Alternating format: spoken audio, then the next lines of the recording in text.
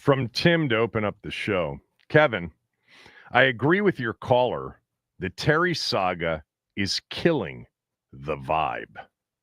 Good morning, everybody. Mike Jones is going to join us on the show at 11 a.m. Ben will join us from training camp at noon, and you'll hear some of my conversation with Fred Smoot yesterday about some of his observations about the team. Yeah, we had somebody call yesterday or the day before, Max.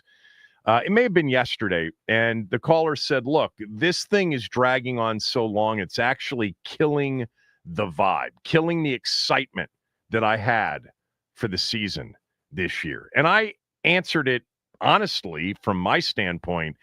It's not killing it for me. Part of that, I think, is because, again, I know he's going to play. He has to play. Like the Keim story yesterday really highlighted a couple of things, some of which we've talked about and some of which we really haven't emphasized enough. First of all, he did have that source, league source, that said their belief is that Washington would come up to $28 million a year. So they would come up from, let's just say, 25 to 28. 50 million guaranteed, somewhere in that range. Terry's going to have to give here. You know, he's got to get off that DK Metcalf thing and come back. But for me, it's like the part of the story where it's like the reason they're not budging in this, you know, from this impasse from their side is their analytics say that once a receiver turns 31, which would be Terry's the second year of this contract extension, the receiver position, receivers, even the great ones, start to diminish.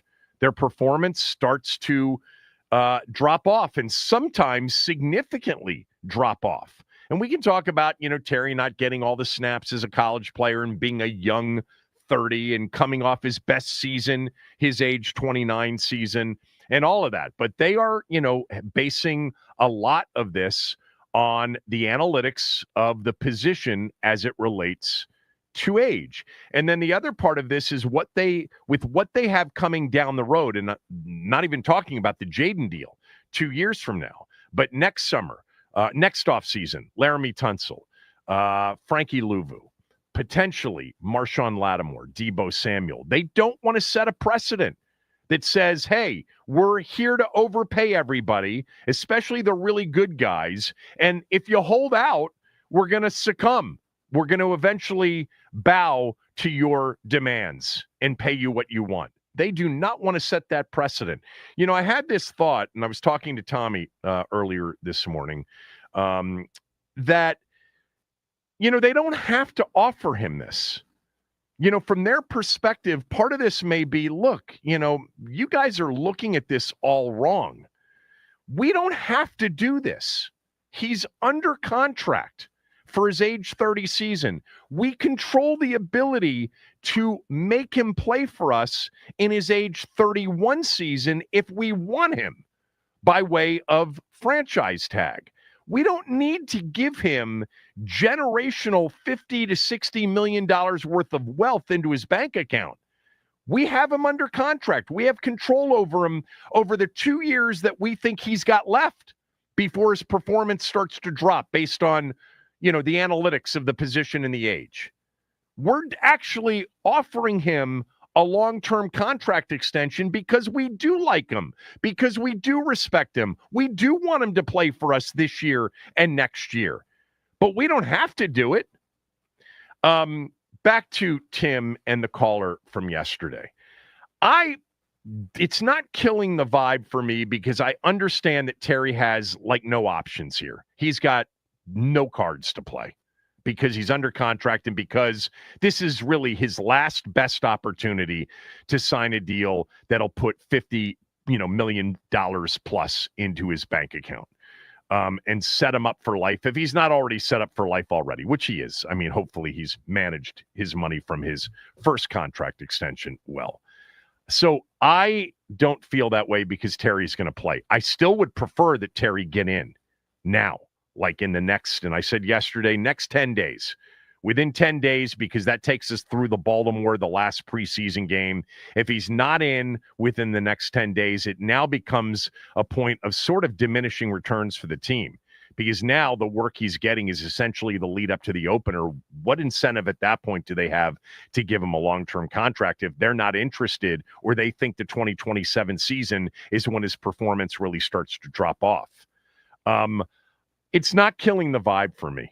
What would kill the vibe for me is if number 5 got hurt, or number 5 was somehow, not having, like, he was so bad and everybody's talking about how bad actually, that would just raise the stakes for me, because I would double and triple and quadruple down. If people were telling me what a bad camp he was having, and let's just say he goes out on Monday night and throws 3 picks in 3 series, they put him out there for a third series because he threw 2 picks and he throws the third, I would quadruple down that he's not going to do that during the regular season. But I'm wondering, like, for all of you, there is a part of the Terry saga that is getting old. Now, it's interesting, and we knew going into this thing that it was going to be a little bit tricky because of his age, and because if he thought of himself as one of the truly elite receivers in the game, that was going to be an issue. That would be an issue, and should have been an issue with the team. He also had, an agent where Terry is by far and away his biggest client. And the last deal that Terry signed was the biggest deal the agent's ever done. So this would be the biggest deal, followed by the deal he did 3 years ago as his top 2 deals as an agent. It's not killing the vibe for me as long as Jaden Daniels is going to step out onto the field on Sunday, September 7th against the Giants with, by the way, number 17 on the field, because he's got to be there, and Debo and Eckler healthy and others. It's not killing the vibe for me. This is, by the way, part and parcel to being a team with expectations. When the big holdouts typically aren't publicized as much on teams that have over-unders of 5.5 and 6.5, like this team's basically had for, a long time now. This team has playoff expectations, deep into the playoff expectations. And when you get a high-profile player on a team like Washington holding out, it's not unusual. It can drag on and on. It did with the 49ers and Ayuk. It has with the 49ers and Trent and others along the way. It is right now with Cincinnati and Hendrickson. It did to a certain degree with Watt and Pittsburgh. James Cook ended his holdout in Buffalo. It's certainly a part of our NFL experience every offseason and preseason. It is.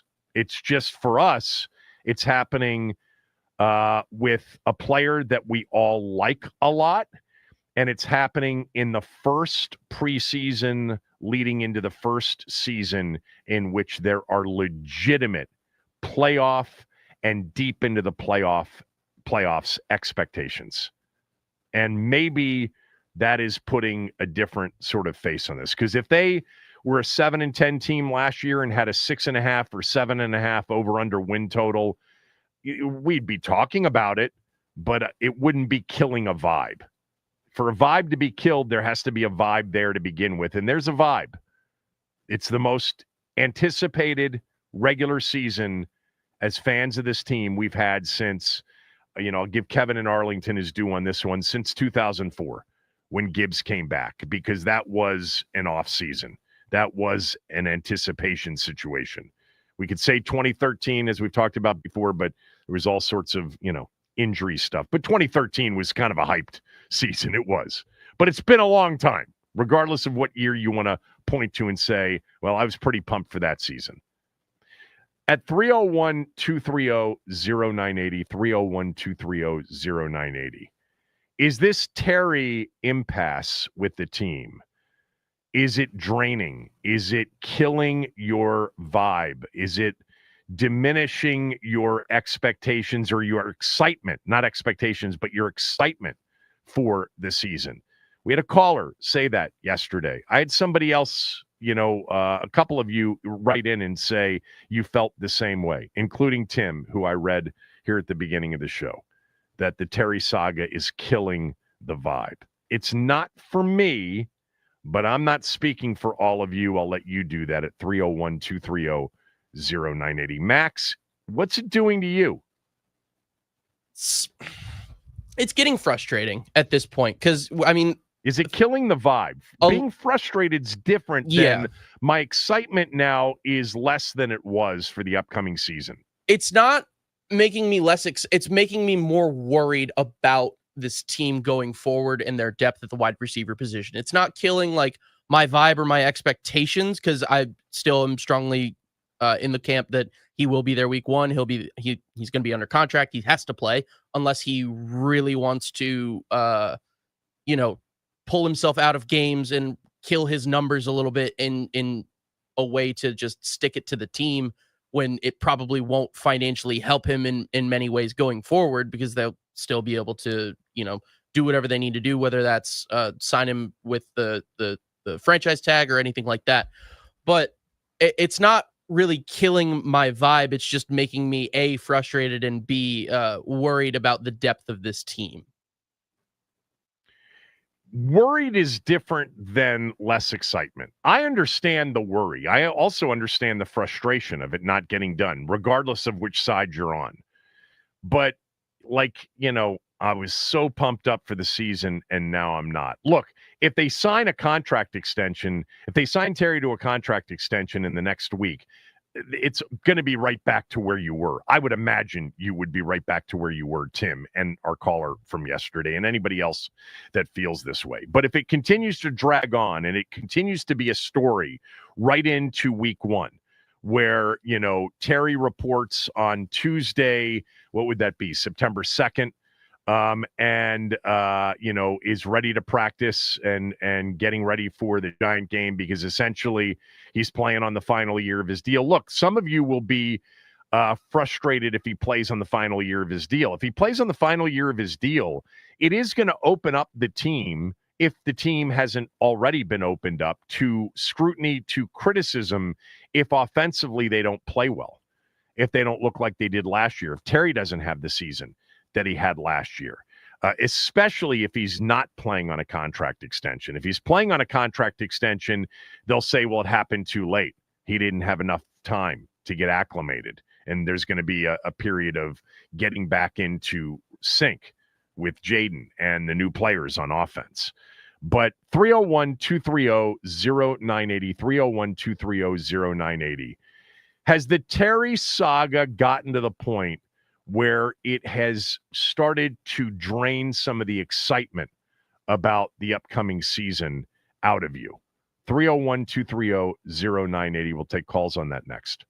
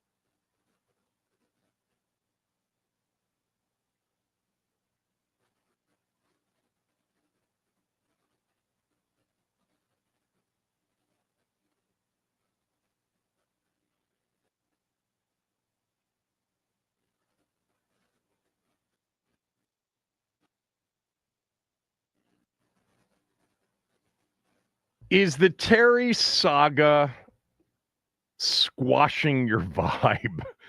Like, we had a caller say that yesterday. I do understand, like, oh man, get this over with. Let's stop talking about it. It's boring. It's frustrating. It is, it's something that's concerning. But man, for me to take that next step of like killing the vibe of the season, it's not for me. It might be for some of you, and that's what I'm asking. 301-230-0980. Has the Terry situation affected, squashed, impacted the excitement that you have for the upcoming season? This could go on right in, up until the opener. He's keeps saying this, and I understand that I'll look really stupid as I did before training camp began, that they didn't get a deal done in the first place. But if he holds out, man, that would be a stunner to me. There is just nothing to gain unless he's praying that the team looks absolutely horrible without him, or that 4 receivers go down with injuries and then the team has no other choice. I don't think that even in that scenario, the team will succumb to what his desire is. He wants to see an annual average of 3 something before. Maybe they can figure out something to make it look that way for him. But the team, I think, is pretty adamant that they don't have to do this, and they're doing it anyway. They're giving him a chance to put a lot of money into his pocket. Last best chance, too. If he thinks, and if his agent thinks, that the chances of signing a deal next year for 50 to 60 million guaranteed, is the chances of that are really good, they're delusional. This is the opportunity. I think that's why Terry will ultimately give in and a deal will get done. I still believe that. But that's not the question. The question is it impacting your excitement level, the vibe around the upcoming season? For me, it's not. As long as 5's on the field, I can't wait to see what this team is. I can't wait to see what this team is defensively. I think Frankie Louvu is going to have a big season. I think there's a really good chance Johnny Newton has a big season. I like what Dorrance Armstrong did at the end of last year, hearing good things about him. I still think Duran's got a chance to have a 2022 season at still just 28 years old. I'm looking forward to seeing the rookie corner. Man, Smoot is a massive fan. Sean Springs, a massive fan. After just watching him up close in camp, they say he looks the part. So no, it's not killing my vibe.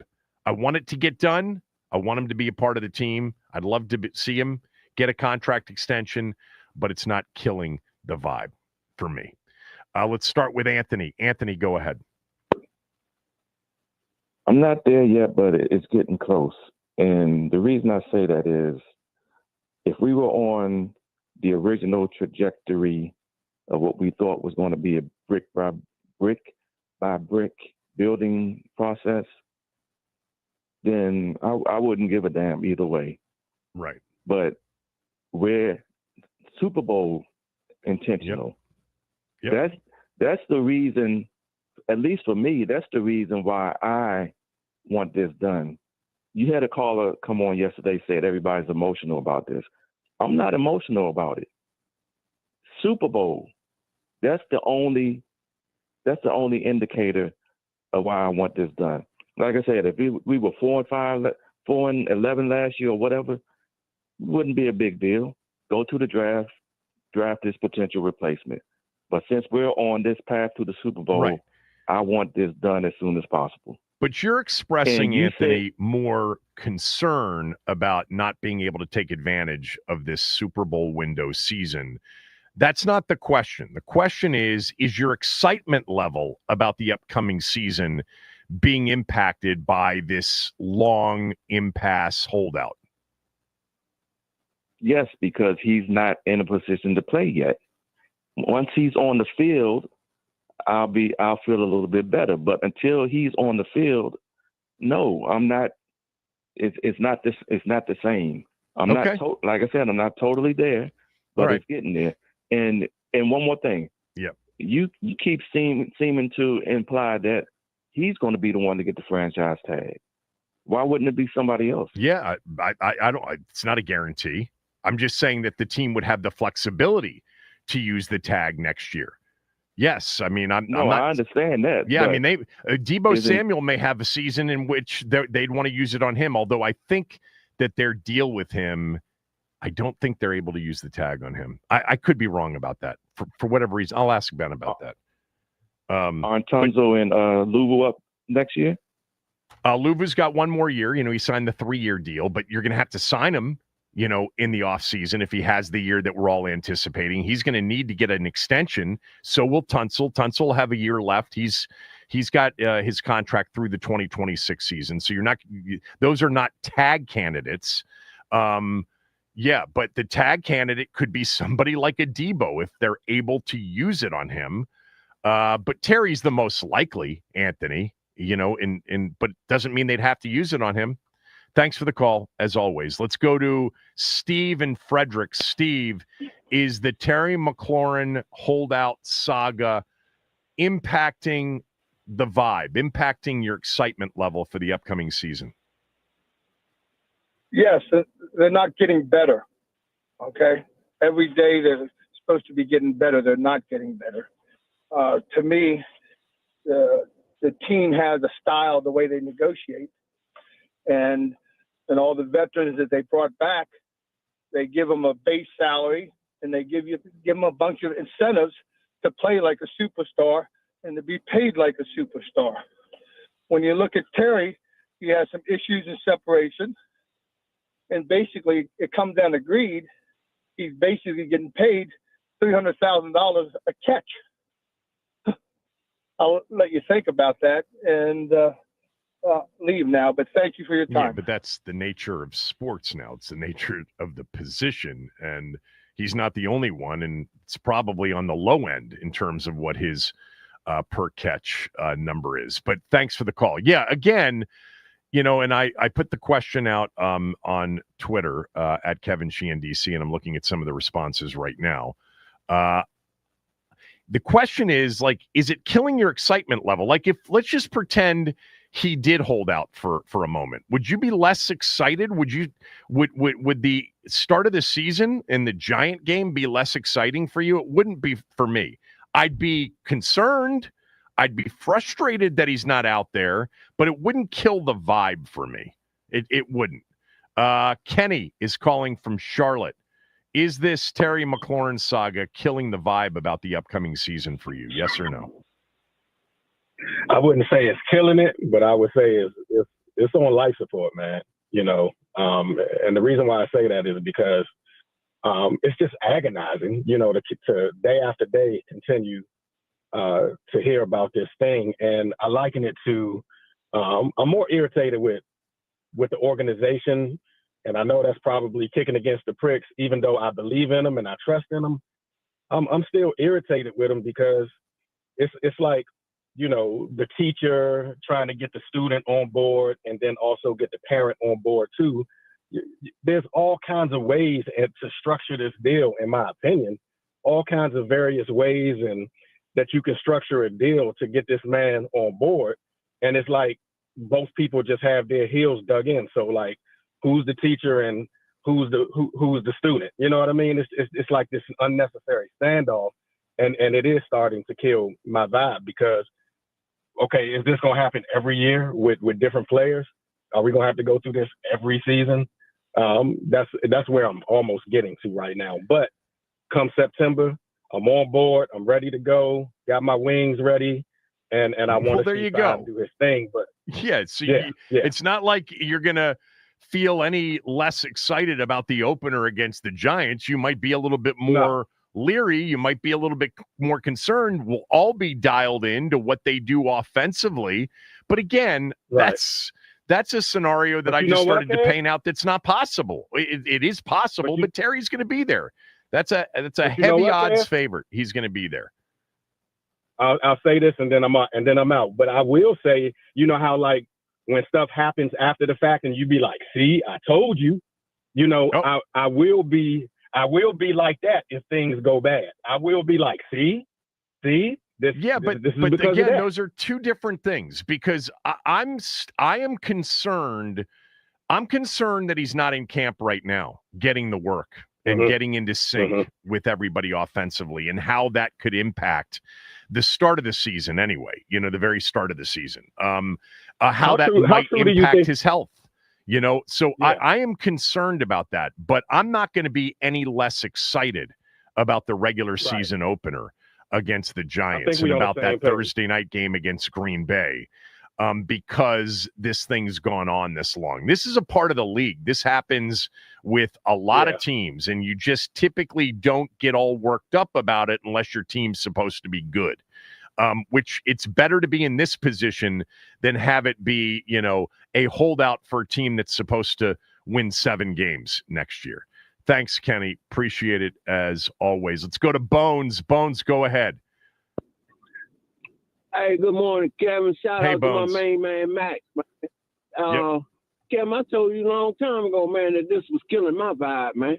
This thing is really blowing me, man, because you never seem to have you never seem to have a spirit, Bones, in which the vibe and the spirit around you could be diminished, could be killed. I don't believe that. Hey, Kevin, I've been watching this stuff, man, since the 60s, man. I know how them contract talks can get, man. Them things are very ugly, man, and man, right now, and they ain't buzzing, man. I'm talking about, man, with a point where you got a player might hold out 2-3 regular season games, man, before he do get signed. You know what I mean? I done seen it, man. I done seen it before, man. So that's why, man, it's a vibe killer for me. All right. I done already done the research. Thanks for taking my You call, always do the Kevin. research. You do the research. That's for sure. Thanks, Bones. Appreciate it. Let's go to Matt in Fort Washington. Matt, is this Terry saga killing your vibe about the upcoming season? How you doing, Kevin? Love the show. So, no, it's not killing my vibe just because anytime JD5 is going to be suited up, I mean, it's a guarantee that you're going to be excited, especially what he did last year with the pieces that he had. I'm already going to be excited anyway. It's not going to change the barometer for me at all. But I wanted to give you a little bit of a different perspective on the Terry contract. What if Adam Peters and the front office aren't giving him the contract that he wants because they want him to play his best ball within the next 2 years? If you give him a contract right now, then there's no incentive for him to go out and ball out like there's no tomorrow. But if he's earning those checks, if he's playing like every down is his last down, then you're going to get the best Terry you can get for JD5. And then in 2 years, that's 2 years of JD5 that he has underneath his belt, and maybe you're not reliant so much on a Terry or Debo. You've gotten a Patrick Mahomes kind of sorry, you have a Patrick Mahomes. Matt, we've kind of talked about how because Terry's such a pro and because he'll have every incentive to go out and have a big year this year if he's playing out the final year of his deal, there's a lot financially where it makes sense for the team to not give him 50 to 60 million out of pocket up front, but to pay as they go and evaluate as they go. So, yeah, there is that. Look, I think that the reason the team was interested in a contract extension is because they want Terry to be a comfortable, happy player beyond just this year and next, but maybe even into 2027 on a deal that would be very team friendly at that point. And, I think that there is some acknowledgement about Terry's value beyond just on the field. Again, I think one of the ways to look at this is, and I have not looked at it this way, I will admit that, and I'm not going to give you all of the reasons why I'm looking at it this way for the first time now, but in many ways, they are giving him something and an opportunity at something that they don't have to do. They just don't have to do it. He's under contract. He's entering age 30. They're heavy on analytics as it relates to age in the position. They understand that after 2026, there's a chance that his performance starts to dip, and maybe drastically.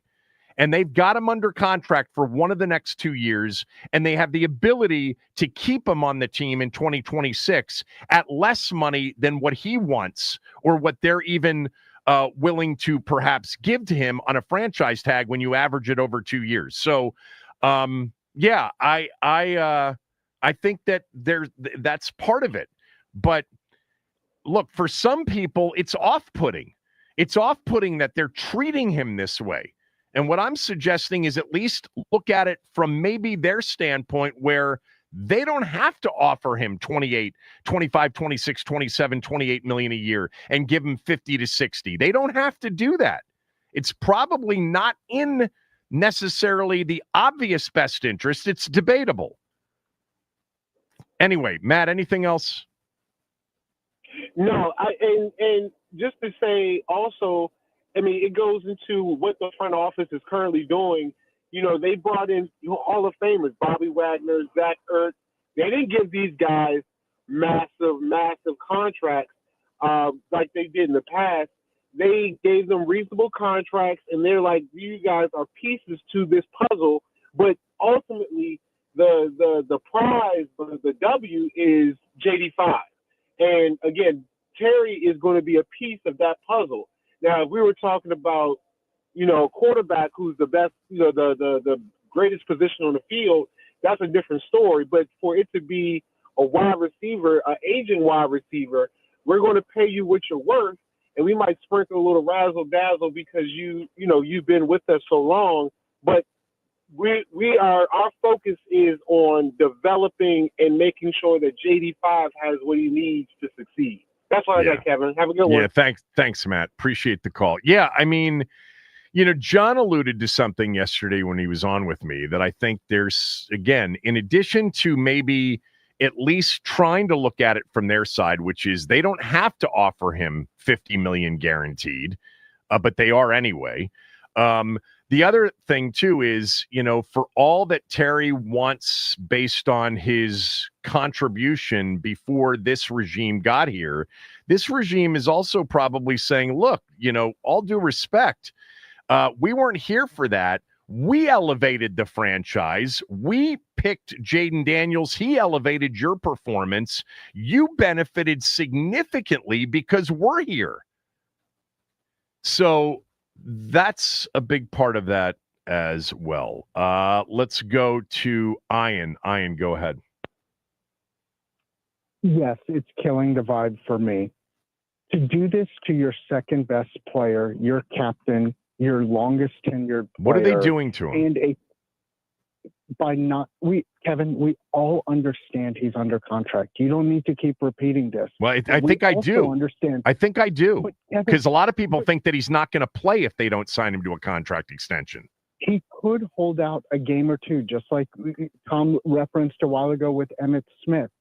Look, we understand how NFL contracts work on both sides. The team can cut them when they want, and the player holds out the year before, just like Micah Parsons, Trey Hendrickson, James Cook did, all these guys. But my biggest point is, okay, the team wants to offer X, Terry wants Y, and we as fans want to see a compromise and get this done. My point is, what is the juice worth the squeeze? This is not a They clearly think it is. They clearly think it is for the reasons that John laid out and some of those reasons we've talked about. Precedent being a big part of it. But when you do this, again, it's amazing watching the teams that have these holdouts, right? Most of them aren't the Super Bowl contenders.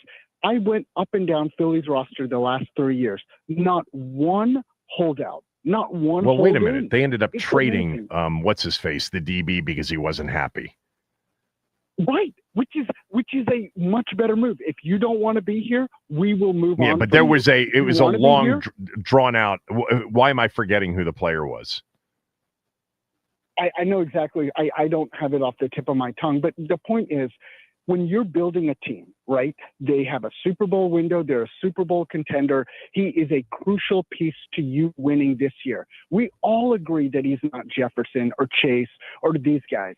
But we also understand that you don't have a plan B. If you guys didn't want Terry, sign a better. They don't need a receiver plan than B. Aging Debo Samuel. Okay, Kevin. Again. Do you want me to repeat it again? He's under contract. No, Kevin. Okay, so say he holds out for 2 games and they go 0-2 in those 2 games. Right. And then he signs a deal at say $29 million. He comes back and the team goes X and Y, and they miss the playoff by 2 games.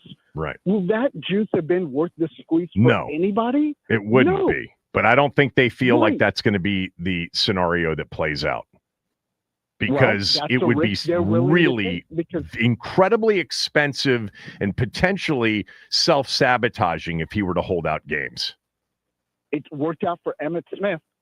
It worked out Different for Emmitt situation. Smith. They were That is Super the Bowl problem. champions. Right, which is even we were NFC title participants. Like my Yeah. point is, Kevin, I think what I'm trying to get at is, By the way, I comparing understand Emmitt he's under Smith to Terry McLaurin is a bit hyperbolic, don't you think? of course, but Okay. Kevin, you would agree that Terry's your second best player, right? I think Do we agree on that? maybe Luvu is, but it's debatable. Yes, he's either the Okay, second or the listen. third best player on the team. Okay, and we can at least objectively agree he's the second best player on offense. So if you need him to help Jaden Daniels win games on offense because this defense isn't expected to be great or elite or whatever, wouldn't you want to have him every minute of every day Yes, working? and I'm going to because he's under Yeah. contract. Right, but he's not there now, Kevin. He's not. So That's the one drawback to this, but that's part him. That it's not just them; it's him too. I understand, but for Jeremy Fowler, their offer, even by your logic, was low. So Yeah, it's not at 23, 25 with the ability to go to 28. 28 to me makes sense, 50 million guaranteed, but Terry I don't think Sure. comes down to that.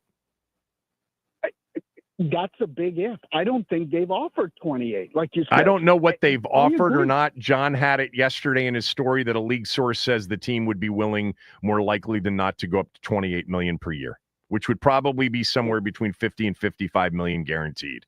But the question It's is, amazing. will Terry be willing to give, a lot more than they would be, giving themselves by coming up? And the answer And might be Kevin, no. And so it's It both. might be. Both I have agree, but to Kevin- figure out if they really want, but the team playing hardball with him, look, there are some downsides to this. I'm not saying it's clean. I mean, this is what was always going to be. It was going to be tricky going into it. I'm just telling you that they don't have to do this.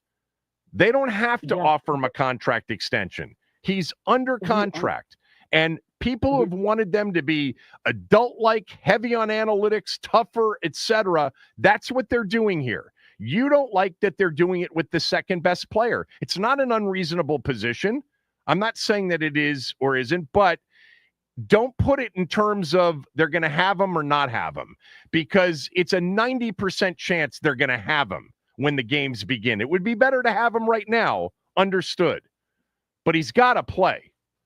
If he were 26, he could hold out and say, I'm going to have an opportunity to get this. But he's not. This is his last best. Would you agree with that, Ian? Last best opportunity to put 50 to 60 million in his pocket? I absolutely agree with that. And Kevin, if I could add one thing, your wife's a realtor, right? Yes. When she sells a house in Potomac, she looks at the comps, just like any realtor. If there is a house that was sold at an absurd valuation, she doesn't say, oh, that's a bad deal. Let's ignore that comp. We understand that DK Metcalf was a bad deal. If you're the Everybody seller, does. you certainly don't ignore that comp. If you're the buyer, you can ignore it. You Right, can talk right, about the right. context around it. So, Right. anyway. But my point is, with the DK Metcalf deal happening, we agree it's an outlier and probably not the smartest deal. But if you're Terry and his side, you absolutely are like, look at what this organization paid. And I understand that he was traded and not under contract. We all get that. And But 2 years you younger are and Terry. maybe better in the eyes of most general managers. I got to go. There is a shelf life for you. I love you, but there's a shelf life for you, and I got to move on. Everybody on hold, stay there. The question, simply put, is Terry killing the vibe? The Terry situation, contract impasse, is it killing your excitement level entering the 2025 season? Kevin Sheehan Show, the Team 980 and the team980.com.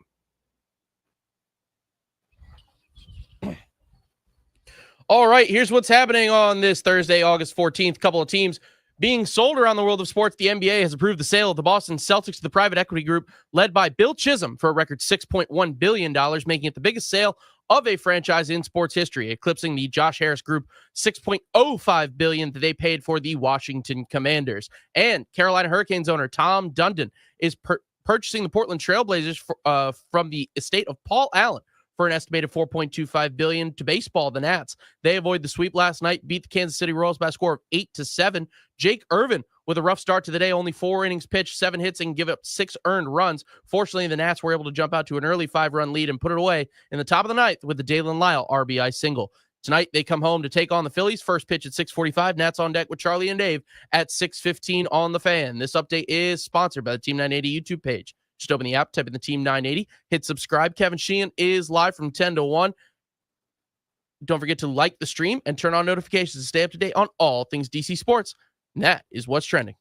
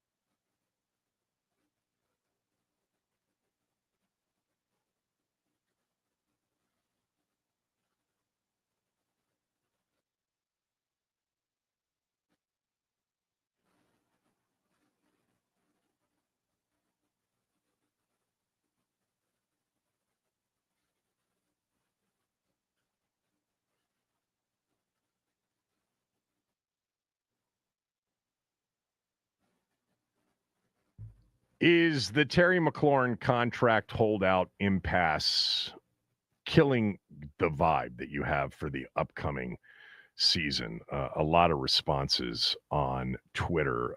This one from Michael. Michael writes, "Nothing can kill my vibe now that Dan is no longer the owner." Yeah, there is a part of just the overall, anticipation for a season that you don't have to suspend reality. We don't have to suspend reality anymore. I'm pumped for the season. I'm pumped to see Jaden in year 2, see what the offense looks like, see what Debo looks like. I think Debo's got a chance to have a big year. I think if Eckler is healthy, he's going to be a major part of what they do. By the way, Ben said something, and he's going to join us at 12 about Brian Robinson Jr. not being on the roster week 1. We'll ask him about that at noon. The team is practicing. Quinn will be talking. We will have some of what he says. But back to the phone lines, and let's go to Bob in Ocean City. Is Terry and the impasse contractually that he is in right now with the team, is it killing your vibe for the upcoming season? Kevin, great show as always. I've listened to everybody today. Thanks, Bob. I got to agree with a lot of different callers, which I normally don't do. And I told you this 3 or 4 weeks ago. The general manager's job is to get the best players on the field for a reasonable rate. This is going to affect long term. Our window is now. I just don't know if he's done enough to like. If Ernst goes down, not to sound like anybody would care what I'm saying. It's not for aggregation. Who goes down? Yes. I'm going to guess Brian Robinson is not on the week 1 roster. I have no insight into that. He's going to throw to Terry, hopefully. If Krosky Merritt's on this team, I just don't know how you're sitting him. Out 4 or 6 again, that's where the role part comes into play. It's going to cost him $6 million, and he's going to be nowhere closer to the big deal. Wednesday. Kevin's that Redskin. Right. Well, I heard there, Stephen A is looking for a new partner, so I got to come up with something here. Okay, you've asked about we want from other teams. He's the player we want from other teams? I'm not following. We would take a Terry McLaurin off another team and make him a commander. That's what I'm trying to say. That's what he produces. He produces big games at big times. And he'll do it this year because he's under contract. He's under contract. You don't have to respect his contract. Come on, man. Well, I'm not following you, Bob. You're saying that who's he going to throw to if Ertz goes down? Well, hopefully, Sinnott will step up. Terry will still be on the field. Eckler will be on the field. Debo will be on the field. I think that there's very little chance Terry's not going to be on the field this year. Kevin, I think you're missing it. Okay, I am. Definitely. You're missing it. What if he doesn't show up at all? Again, just apply some common sense here. He'd be giving up $1 million a week. He would be making no progress towards 50 to 60 million guaranteed.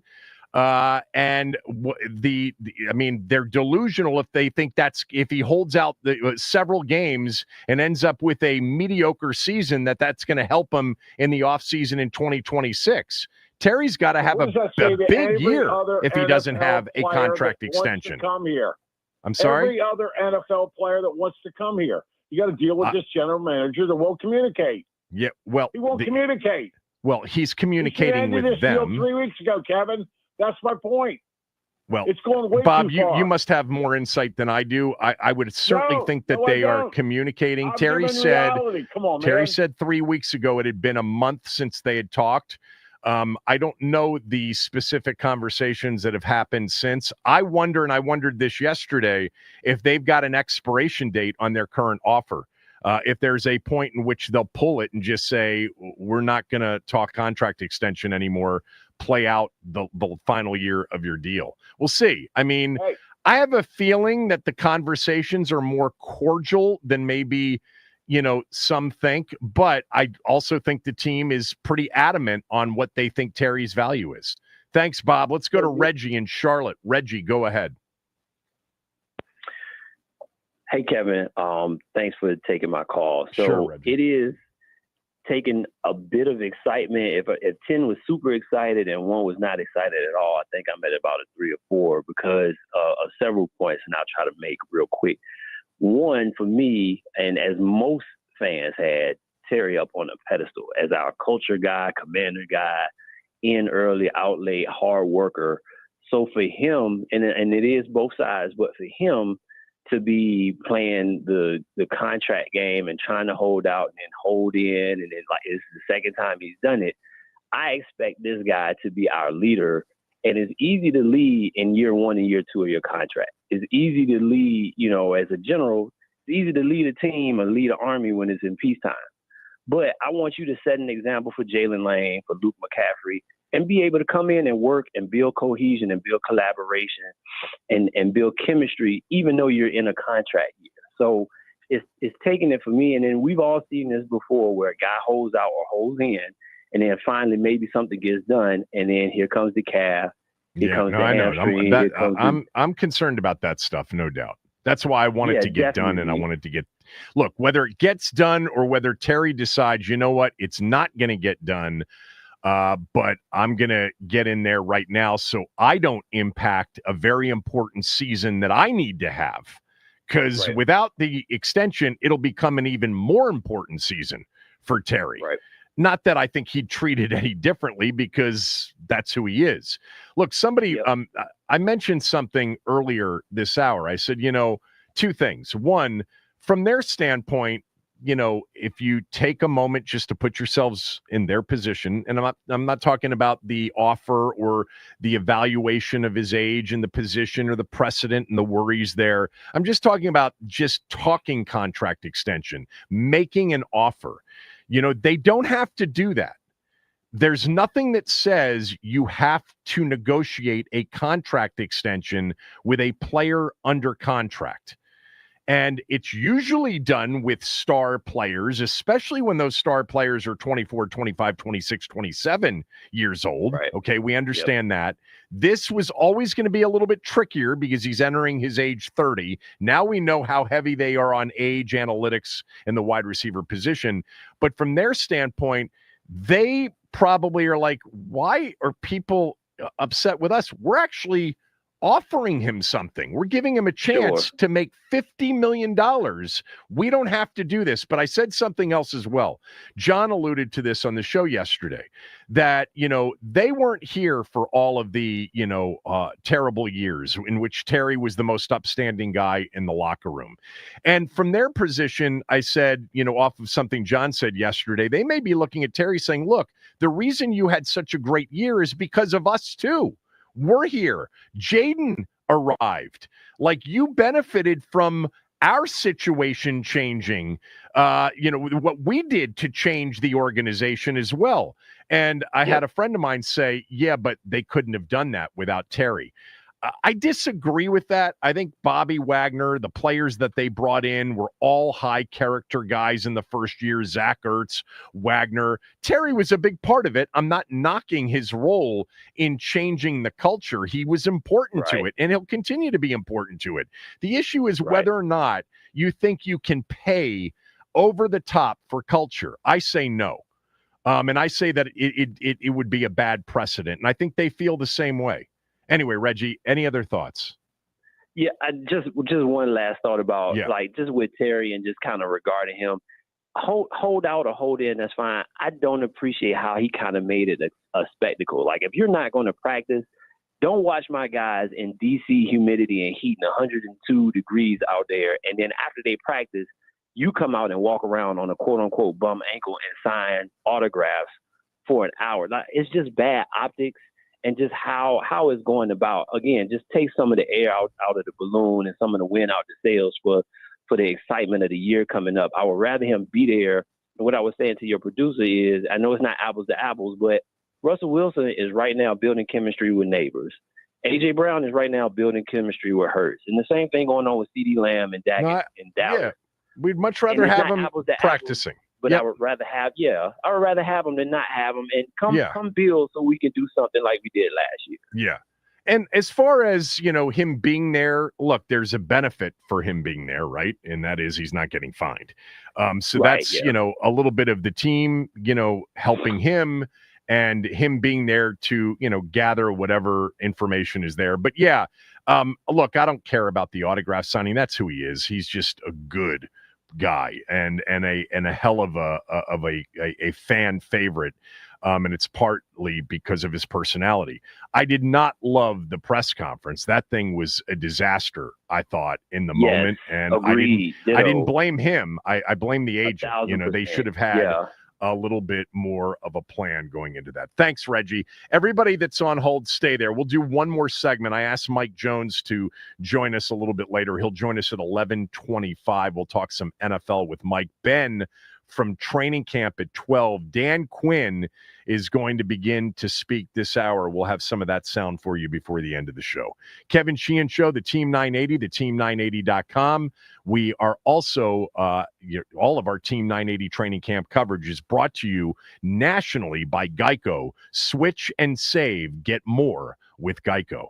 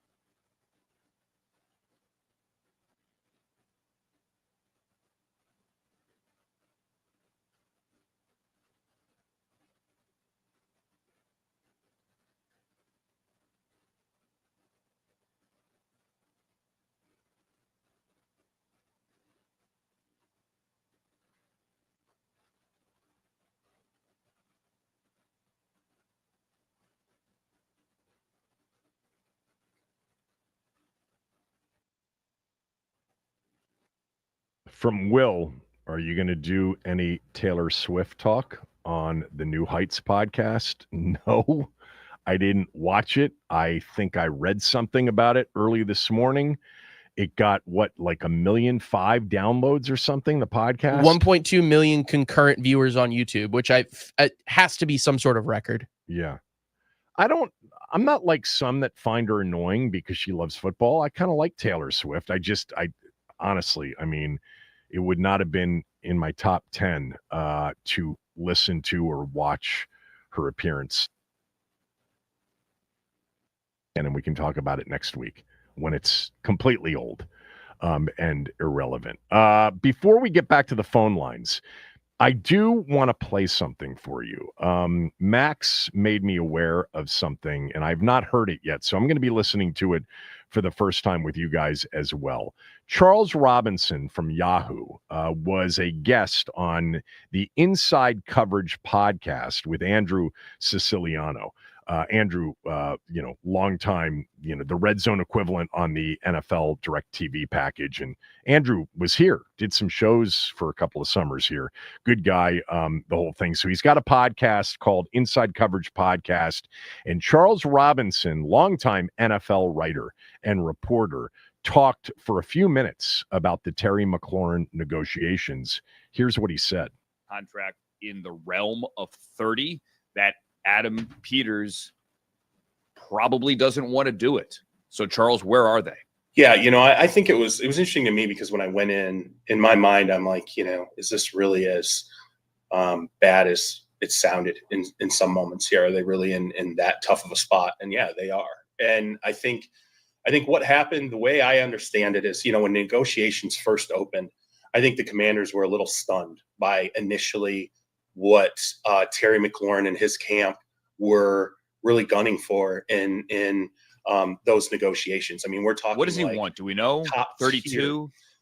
So I think everyone's being careful about not saying what the initial number was, but I will say what the initial number was high enough that it almost completely broke down conversation instantaneously between the two parties. Like, I think the Commanders were stunned at initially what the ask was. And to me, the inference is this was like nearly top tier 1 money. So are we talking 35 million annual average value? Are we talking, beyond 35? Are we talking creeping up to 40? Like what was the initial ask?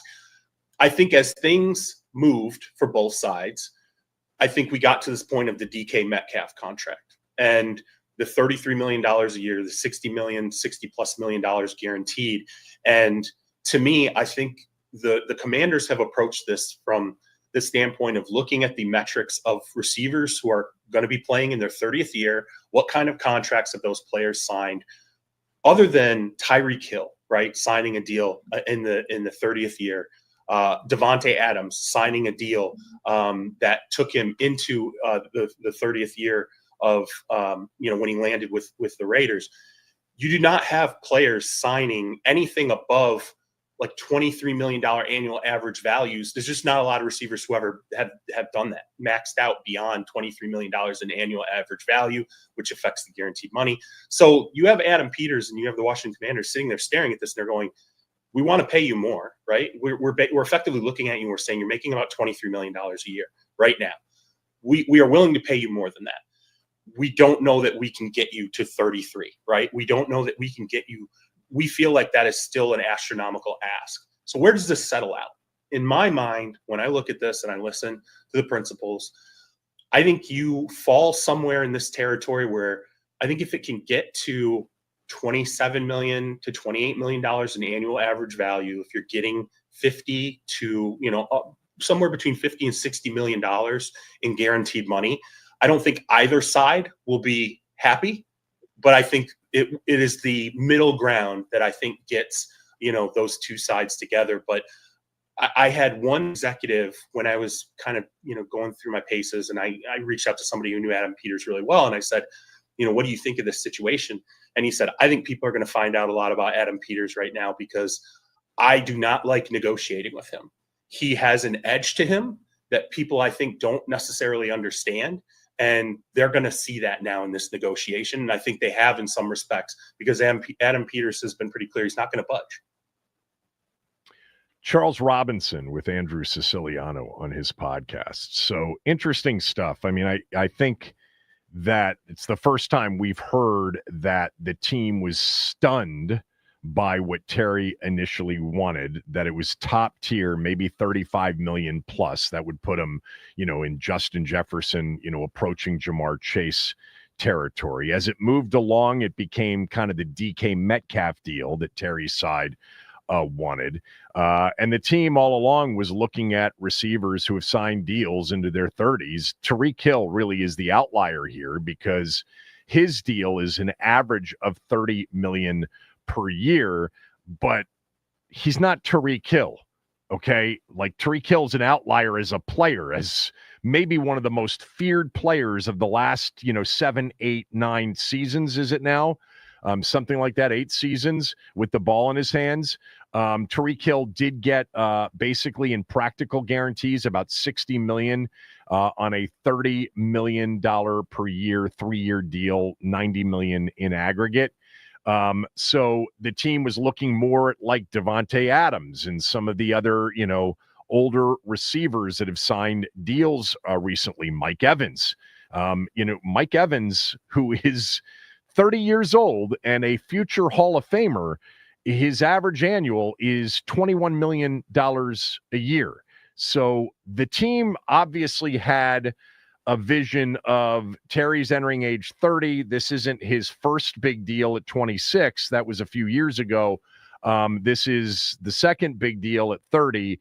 And the comps for that are out there. They are more, somewhere from Mike Evans to Devontae Adams to Tyreek Hill in that range. So the 23 to 24, 25 range for him. And he says 27 to 28, 50 to 60 guaranteed would be the middle ground. Neither side would be thrilled with it. And then that last comment was an interesting one, that people are going to find out that Adam Peters has an edge to him in negotiating, that he won't budge. Yeah. So that's where we are. Good Charles Robinson, longtime NFL guy. All right. Let's try to get through some of these calls. Is Terry McLaurin's contract saga, killing your excitement for the upcoming season? Samu's been on hold for a while. Samu, what's up? Hey, Kevin. How you doing? Great stuff. I'm doing well, thank you. I do think you need to repeat it for Ian and Bob, first of all, and for everybody else who doesn't seem to get that he is under contract. But I like your comments about the new ownership, GM, coaches, and of course Jaden, what they've done for Terry, and really how much better his situation is. And if he were to go somewhere else next year or whenever, he's not going to do as well with another quarterback, because those teams that have the great quarterbacks don't have a whole lot of cap room, and they also generally have pretty darn good receivers already. But I will always be fired up about the team, and this year's teams in particular with all the talent. But my excitement at the prospect of them making a run is waning in a big way, and I blame it on Terry's agent. He's making it more and more likely with each passing day that Terry will have a slow start, and God forbid that he gets injured. So yeah, he is killing my buzz in a big way. And, as I've said, I love Terry, and, but we just, we can't stay great following last year if we squander the salary cap space. I mean, my suggestion, like if I was the GM, I would basically say like, look, and I like that he's kind of not budging a whole lot, but look, we'll pay you this much. And I would even say, as far as, I'll give you $29 million guaranteed for this year, which is way more than you're already scheduled to make under contract. Yeah. But just because we have the salary cap space this year, but then next 2 years go way down and have it be like, 22 million, and then just a large amount of bonuses. I mean, if he continues to have the year he had the next 2 years, I mean, I don't have a problem with them paying him 32 million, with, but that's a big if. And I do think they need the flexibility. And so I think having a much lower guaranteed amount for the subsequent years would be, would be sensible if that's. I think I agree with almost everything you said, with one exception. When you said, he won't have the same level of success if he's away from Jaden, I do agree with sort of the overall team success. But he did prove with like 12 to 13 pretty bad quarterbacks that he could produce basically at the level that he produced last year. Roughly 80 catches plus or minus 2, 1,000 to 1,100 yards. The touchdown count was much higher, obviously. The 13.4 average yards. He's much better off being here. I'm not disagreeing with you on that. I think the results might, with a bad team and a bad quarterback, actually might look similar to what he did the first 5 years of his career, or 6 years of his career, whatever it was. And I agree with your correction on that. But I will say also that if you recall last year, he started very slow. Like he wasn't in sync with Jaden the first 3-4 games. So presuming he gets his butt into camp, soon, he could have a much bigger year if he doesn't start slowly. Right and he can have a much bigger year. And look, at the end of the year, he had one reception in the playoff clinching game against Atlanta for 5 yards, and had 3 catches in the Philly game, championship game. Look, his presence on the field is helpful to everybody else, but it's not like teams focus on him and double him and try to take him out of every game. He's not that kind of guy. Samu, thanks, as always. Let's go to Mark in Largo. Mark, go ahead. Kevin. Mark, what's up? Boy, you are lost. Okay, Kevin, let's say we do it your way. Let's say he's under contract. Guess who's not under contract at the end of this year, Kevin? Deebo Samuel. So I'm going to throw out a parody of what could happen. Okay, Kevin? And I want you to think about what I'm about to say here. Terry has 90 catches, 1,400 yards. Deebo has 98 catches, 1,700 yards. Now you're talking about these are good problems. These are good problems, Mark. Love to interrupt. Oh, go ahead, Kevin. Okay. Whatever you say, it's your show. Thank you. It's my time now, bro. So, in essence, what I'm trying to say is this. You have Deebo that's not under contract at the end of this year. Mm-hmm. You have Terry that's not under contract at the end of this year. They're playing on the franchise tag on contract, right? Yeah. They're playing on the last year's contract. Oh, and by the way, they do win the Super Bowl because Jaden's going to be the new face of the league. Right. They win the Super Bowl in 25. They win the Super Bowl in 26. So anyway, get to it, Mark. Guess who else is going to want another contract extension? Laramie Tunsil. Why? Because Laramie Tunsil's going to think I am the best left tackle in the league, and he may pull a Terry next year. How about Frankie Louvu? How about after Marshawn Lattimore has 10 picks? So you got all that stuff. Now, hold up. These are the issues Super Bowl champions have. Because all this stuff, you got all these guys that want money. Yeah. Okay? All of them. Yeah. Now, all what Cincinnati did. You saw exactly what Cincinnati did. They had to pay both of their receivers, and they said, "The hell with the defense. We don't care about the defense. We ain't gonna do anything about Mark, the defense." I don't even think you realize what you're doing. What am I You're doing? actually making a case that goes against your initial case. The reason they don't want to overpay Terry now is for the very scenario you just painted, that they got to pay all these people next offseason. Interesting. Yeah. So, but here's the problem, you Kevin. didn't get to what your lead was, which is, oh my God, who are we going to use the franchise tag on, Terry or Deebo? I would call that a please. I want to have that problem situation. Let me move on. Let's go to Jason. Let's go to Jason and Laurel. I got to get some of these people in before we get Mike Jones on. Jason and Laurel, go ahead. Hey, Kev, love the show. I tell you, to answer your question, the Terry situation is not giving me any anxiety or a hard time at all. But some of your callers and some hosts, not you, of course, definitely are. I don't know what's wrong with everybody. 2 years ago, the Wicked Witch of the West died, and we got a new ownership group, and he did maybe the smartest thing in the world. He didn't do anything, which everybody had a problem with that. And we got a good enough record that we were able to draft Jaden Daniels because we didn't do anything and just build draft capital. Then he hires AP, who wouldn't even interview with other teams. That begets this DQ, who, again, the fan base was not happy about, who makes an amazing coaching staff that he's kept, by the way. Then we draft JD5 and go to the freaking NFC Championship game, and people are freaking out. Are you kidding me? We were such an intense. I'm with you. This is not killing my buzz at all. Yeah. Not mine at all. Last year at this time, I had to argue with the people that thought they should have kept Sam Howell and drafted around him. Yeah. I had to argue with the people that said that Dan Quinn was the 9th choice. And how did they end up with their 9th choice? So this too shall pass. But to your point, I'd much rather have this, a holdout, a polarizing contractual impasse off of a championship year with an elite quarterback coming back for year 2 than what we had for all those other years. It's frustrating. It's concerning. It's not killing my vibe at all. Yeah, but if I could just give one more point, it's actually increasing my vibe because you're right. This is a little cantankerous, but you know what? We've heard no dirt slinging from the team. They've been 100% professional. We've seen pictures of AP and DQ trying to put their arms around Terry.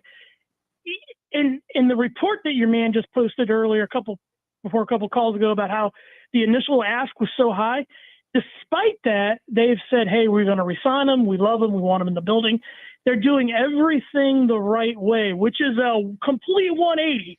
Yeah, that's a matter of opinion. I'm with you. A lot of people disagree. A lot of people are looking at it as perhaps penny wise, pound foolish. Jason, good call. Let's go to another Jason who's been on hold for a while. Jason in Florida, go ahead. Kevin. Jason. Of course this is killing my vibe. We need him. What's the goal this year? It's a Super Bowl. Right. Are we going to reach it without him? No. We're not going to have to reach it without him. We're going to have him. Okay, you keep saying that. I do. You make it seem that only because he's under contract, he can hold out. Let's say he holds out. He just would be incredibly foolish for him to do that.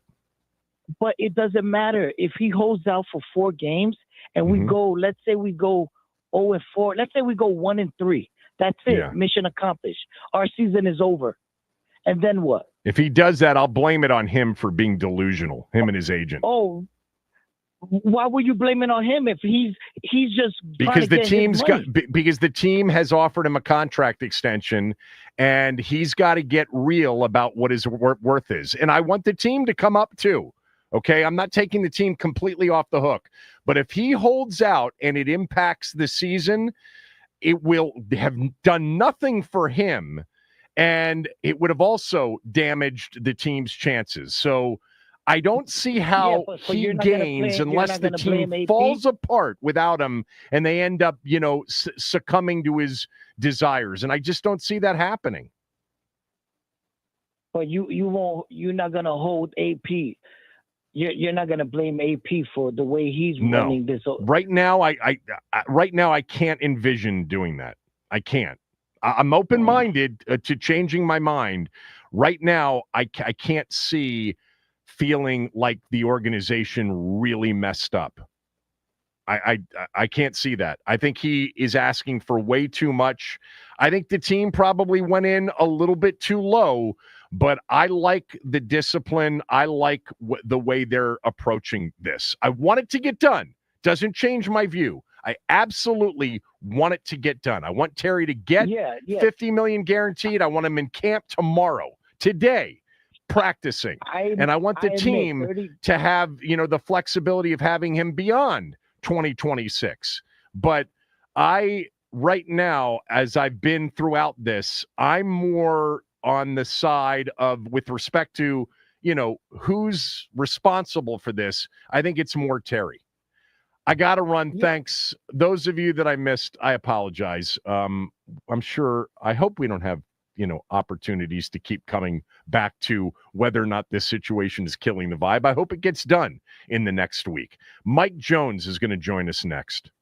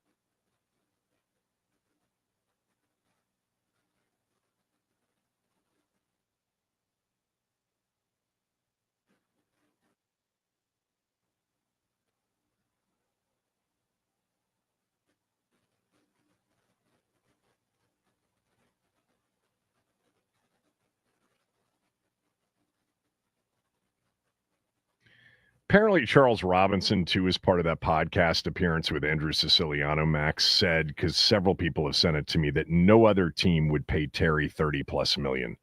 See if you can find that piece of it. But we've got Mike Jones on with us right now, so maybe he knows. Mike Jones is, of course, a national NFL writer for The Athletic. For many years, covered our team for The Washington Post. @by Mike Jones on X, on Twitter. He joins us right now. Let's start with it. We were just talking for the last hour and a half. Some fans think that, this contract saga, the holdout, has kind of killed the vibe. It hasn't for me. That's my view. But what do you know? Where do you think this is right now with Terry? Yeah, I don't think it's killed the vibe for the team either. Obviously, yes, they would like to have him on the field so they could be working on the chemistry, continuing to improve and sharpen the chemistry between Terry and Jaden, and then the dynamic of him and Debo being on the field together. But the other guys are getting their work done. They know that it's business. They know that this is something that, okay, they can only control what they control, and they're focusing on their own jobs.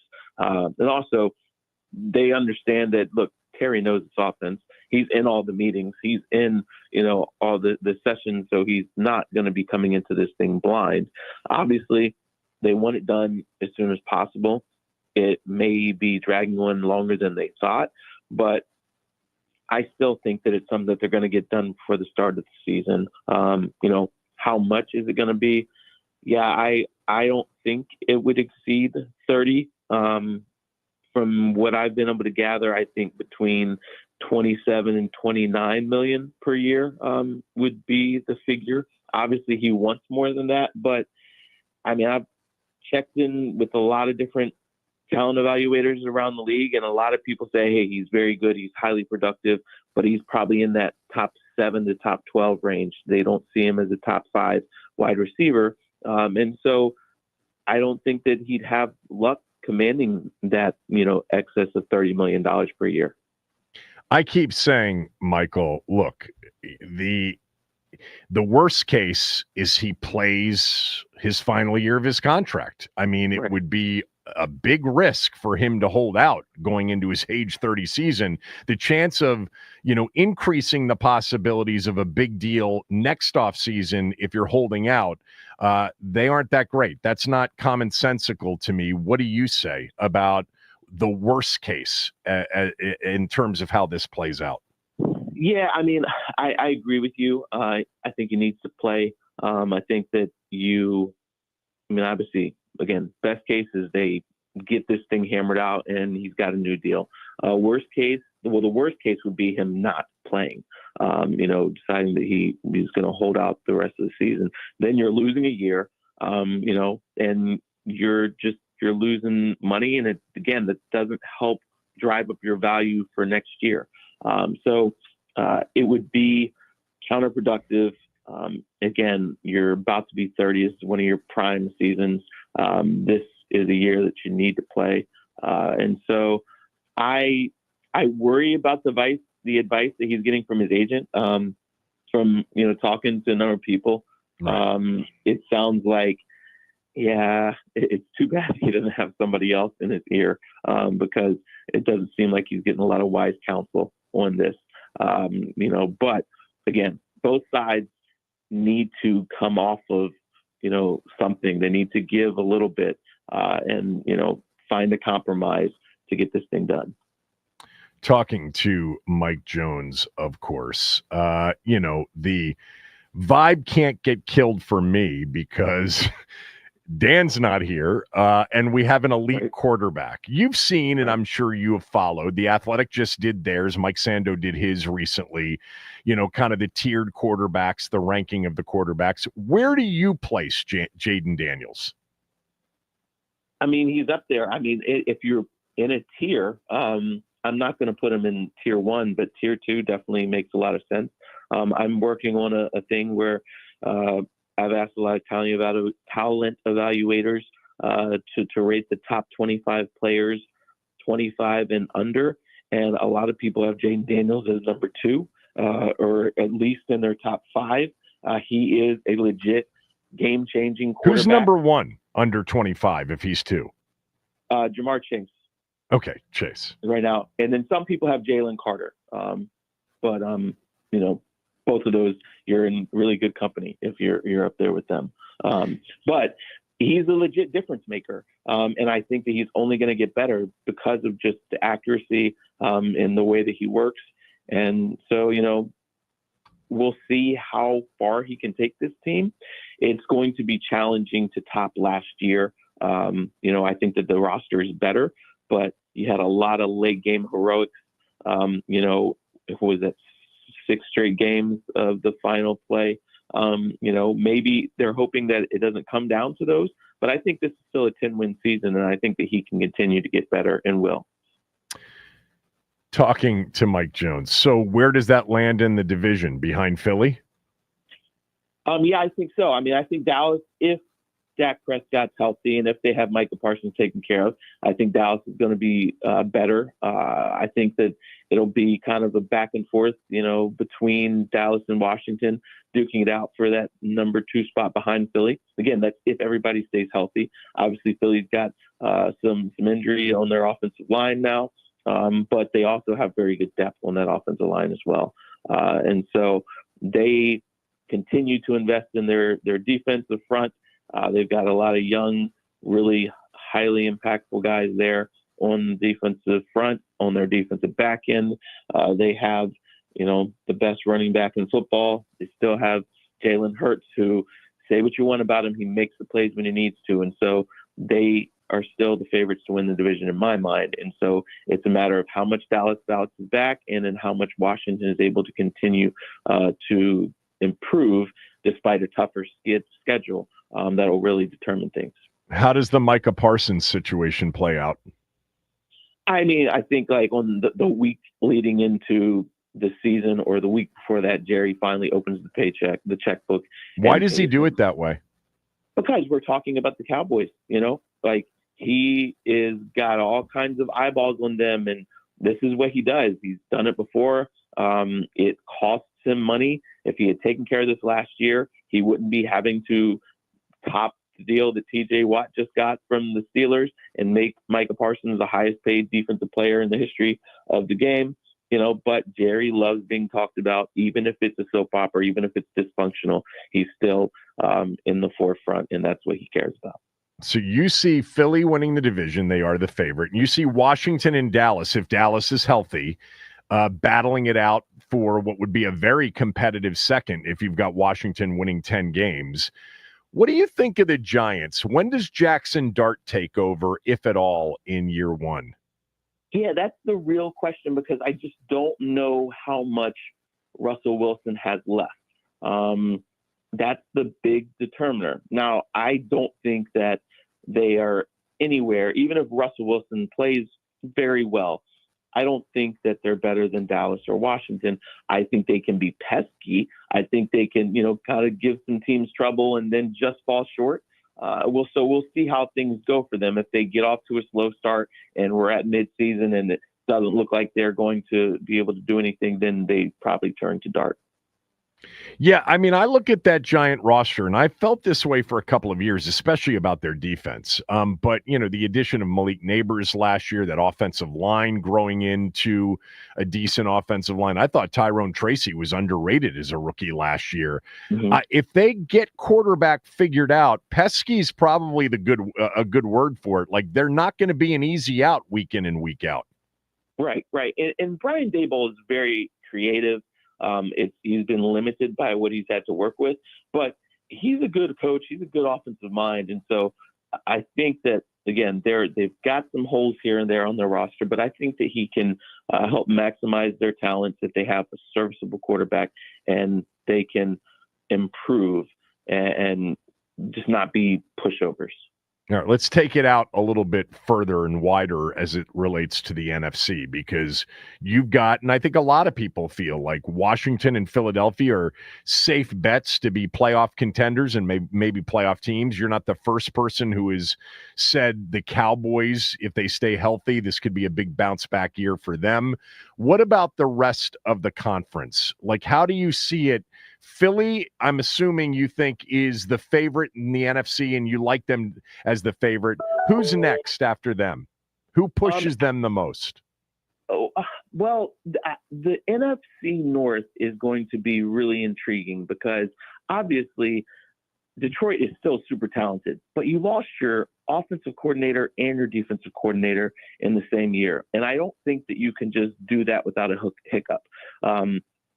Yes, they've been grooming their defensive coordinator behind Aaron Glenn for this time. So maybe it's more of a seamless transition. But again, first time guy doing it, calling the plays. And offensively, yes, they have a guy that's got similar philosophies. He is from the Sean Payton tree, which so is Dan Campbell. But again, Ben Johnson was a mad scientist, and so he's gone. So there's going to be a lot of pressure on Jared Goff. So I would not be surprised if the Lions take a little bit of a step backwards. I also think the Packers can leapfrog them. I think they'll be better this year. And so who's behind Philly is going to be a really crowded bunch, because also I had thought that the Rams could be up there giving them a run for their money. But now we have this back issue with Matthew Stafford that puts them in a really precarious position. And then the Tampa Bay Buccaneers are a team that they just continue to add through the draft and continue to improve. I was down there week before last, and Todd Bowles was talking about how their defense is finally healthy. He did a lot of duct taping things together and masking last year. Deficiencies. Secondary in particular.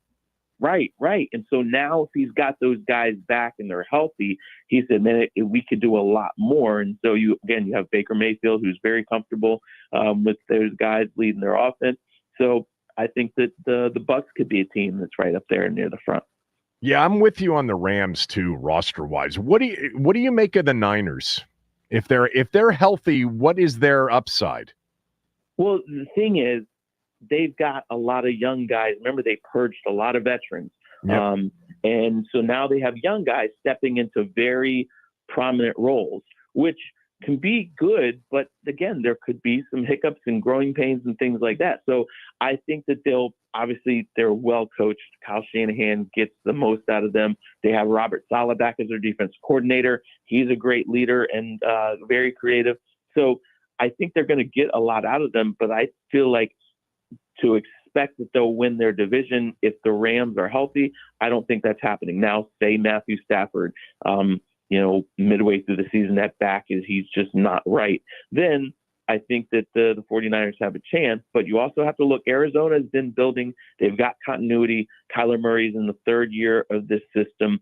Last year he had a full season. The year before that, he played halfway through the year because of his knee surgery. So they've been gradually building something there in Arizona, and maybe this is the year that they could take advantage of a slip up by the Rams if, the injury bug does hit them. But it's going to be interesting.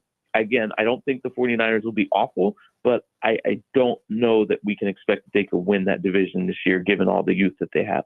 How much patience is justifiable for Caleb Williams this year and playing for Ben Johnson? I say that and I'm like, well, Jaden Daniels, Drake May, Bo Nix, these guys did it year one, and showed something in year one. I go ahead and answer the question, but is there going to be any patience for him?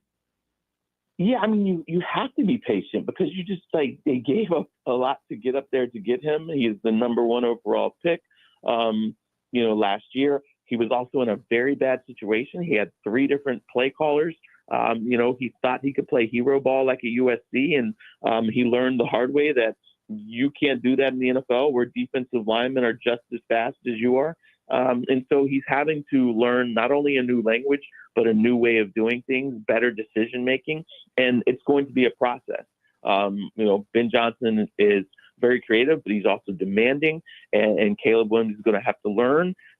So they did do the right thing in investing in their offensive line. They've also invested in their defense, but it's going to be a process for him. He might struggle out of the gates, but that doesn't mean that, he's a bust. It just might take a little time. This is going to be a reset for him, a learning year, and then we'll see what he can do for them next year. I mean, there's a pretty decent supporting cast for him. Right. Yeah.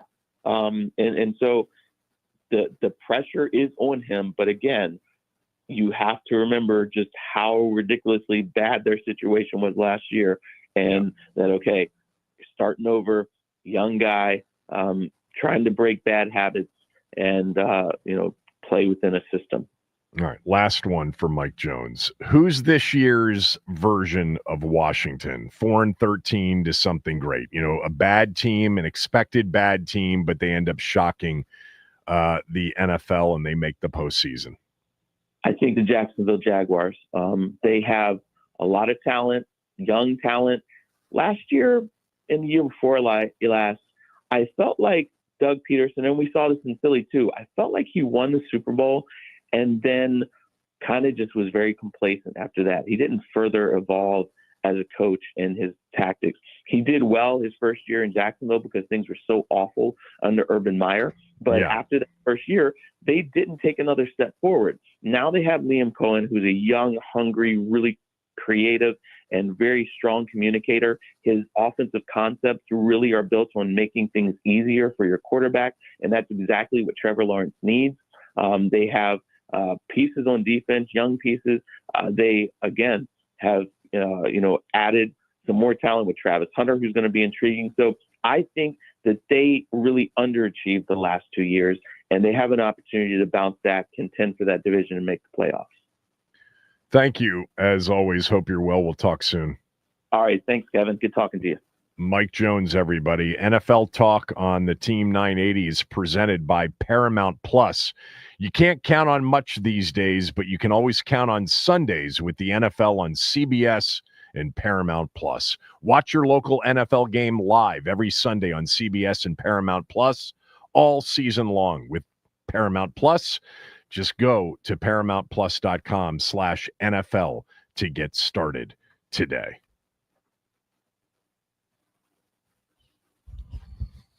All right, the Washington Commanders have announced that they are signing veteran safety Daryl Worley. The 30-year-old journeyman has spent time in Carolina, Oakland, Dallas, Vegas, Detroit, Baltimore, and Tennessee. Now he looks to make an impact in Washington. Also looking to make an impact, the team has announced that they are signing former Dolphins wide receiver River Craycraft, and that they have released wide receiver Mike Strachan. Dan Quinn also mentioned this morning that the joint practice with the Baltimore Ravens has been canceled. Coach cites that they just couldn't make the timing work, but this snag will not affect plans versus the Cincinnati Bengals on Monday night. A couple of teams being sold around the world of sports. The NBA has approved the sale of the Boston Celtics to the private equity group led by Bill Chisholm for a record $6.1 billion, making it the biggest sale of a franchise in sports history, eclipsing the Josh Harris Group's $6.05 billion that they paid for the Washington Commanders. And the Nats, they avoided the sweep last night, beating the Kansas City Royals by a score of 8-7. Jake Irvin with a rough start to the day, only 4 innings pitched and 7 hits, giving up 6 earned runs. Fortunately, the Nats were able to jump out to an early 5-run lead and put it away in the top of the ninth with the Dalen Lyle RBI single. Tonight, they come home to take on the Philadelphia Phillies. Brad Lord expected to be on the bump. First pitch at 6:45, Nats on deck with Charlie and Dave at 6:15. This update is sponsored by the Team 980 YouTube page. Just open the app, type in the Team 980, hit subscribe. Kevin Sheehan is live every day from 10 to 1. Don't forget to like the stream and turn on notifications to stay up to date on all things DC sports. And that is what's trending.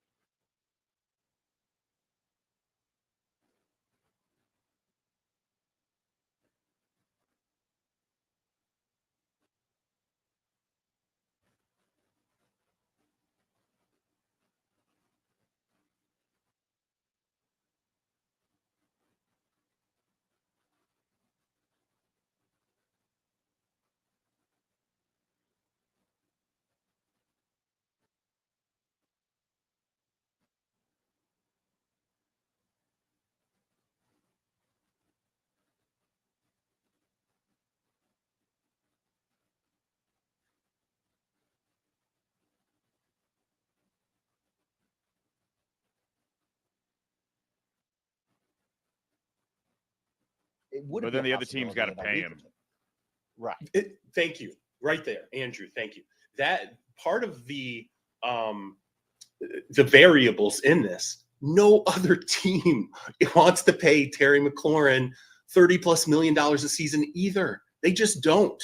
And that's no, I don't mean this as like disrespecting him at all. He's a very, very good receiver. It's just the economics at that position have created this tier, this top tier at $35 to $40 million that is wreaking havoc because everyone's trying to figure out who's in that next tier, how big is that next tier, and then who kind of gets pushed down to a third tier? Where are they at in terms of their age? And again, DK Metcalf, you're talking about a guy, what signs the deal?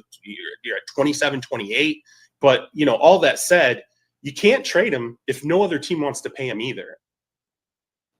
That was the part of the Charles Robinson with Andrew Siciliano interview on the Inside Coverage podcast that we didn't play last hour. Yeah, I mean, we've talked about this. The reason it would be nearly impossible to trade him is that the other team would have to, go beyond what they'd be willing to pay Terry to satisfy Terry's desire to make $30+ million a year. They're not willing to do it. And if they were, which is a long shot, they're not going to give up enough to make it worthwhile for Washington to do the deal. So the trade scenario has always been super long shot. And it's, flipping it around, it should be a long shot because the team shouldn't trade Terry.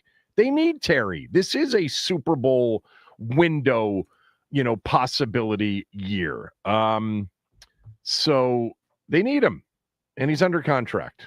Yeah, gets a little repetitive. So they did sign a receiver. They cut a receiver and they signed a receiver today. They released Michael Strachan. They signed River Craycraft. That is a recognizable name because it's a weird name, first of all. But I remember this guy with the Dolphins.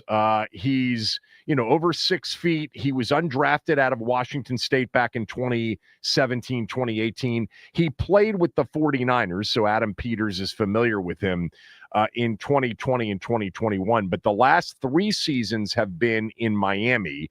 Certainly not a starter or not a big producer by any stretch of the imagination. He had 7 catches in total last year for 66 yards, 9 the year before that, 9 the year before that. But I remember he had a playoff game, that was played in the brutal cold at Arrowhead a few years ago when they essentially was 6 below zero. And there were people that were damaged, right, by frostbite, lots of frostbite. Didn't somebody die? I think somebody died after that game because of the exposure. But he caught 2 balls for 33 yards in that playoff game from Tua. So there you go. River Craycraft. I don't think he's the Terry replacement. And they cut another receiver. And they also signed a safety, Daryl Worley, who's been around the league for a while as well. You heard Max in his update say that the team and the Ravens agreed to cancel their joint practice for next week. I wondered about that with the short turnaround after the Monday night game leading into the Baltimore game, how that was going to work. It's strange that they just canceled it rather than canceling it earlier. But the one joint practice was the one last week before the Patriots game. So I got this from Trippy. Trippy wrote, yeah, that's his name, Trippy. Kevin, one of your favorite quarterbacks ever, said Jaden Daniels is on his way to being the face of the NFL, and he attached a Steve Young photo. I actually saw that, Trippy. I did. He said it on the Dan Patrick show recently. Steve Young is one of my all-time favorite quarterbacks, in part because I think Steve Young is often underrated in the conversation of the greatest quarterbacks who have ever played. I've compared Jaden to Steve Young a lot. They have a lot of the same, skill sets. I mean, accurate passers, quick processors, obviously great feel in the pocket, great mechanics in the pocket, and then the dimension of being incredibly mobile. I always think about Steve Young and what he would be as a quarterback today, where offenses use quarterbacks as dual threat. He would have been an incredible, zone option read quarterback. So he did say about Jaden Daniels on the Dan Patrick Show, quote, "In today's game, he, being Jaden Daniels, is the ultimate prototype. He is threatening the line of scrimmage every play. He has the potential to be the face of the NFL," closed quote. Yeah, I mean, he does. Jaden's charisma is on the field. Like, it's a little bit Tiger Woods-esque. Like, Tiger's charisma was his game. That's the best kind of charisma when you're a fan. Jaden's not going to be the super charismatic, guy off the field. But we don't need that. But that's quite the compliment from somebody like Steve Young. And I agree with it. I do. This from Janet. Janet wrote, "Kevin, I listen to you, but from a distance, as you are always in my husband's ears at night." Sorry about that, Janet. She writes, "Am I crazy to think that there's a good chance that this season won't be as good as last season? I just remember so much luck and think it will be hard to replicate." No, that's not crazy. Everybody has sort of taken shots at Washington's season last year and said that it will be, impossible to replicate. Look, I don't think the last minute is going to be hard to replicate with a cheat code at quarterback. I would say 20 out of 23 on fourth down is going to be hard to replicate, but this idea that there's like some sort of regression to the mean is, not mathematical or probability based. And nobody is saying because Patrick Mahomes last year had 7 fourth quarter game winning drives and had 5 fourth quarter comebacks. Is anybody saying that he can't repeat that again this year? No, because it's Patrick Mahomes. I went back and found Josh Allen in his first full year of starting. He had 5 fourth quarter comebacks. I'm sure somebody was saying he can't do that again. No, you know what? He didn't do that again because they didn't have the close games the next year. He went out and threw 17 more touchdowns and for 1,500 more yards, and they routed people on the way to a 13-3 record, and he finished second in the MVP voting behind Aaron Rodgers. They may not need the luck factor, if that's what you want to call it, this year.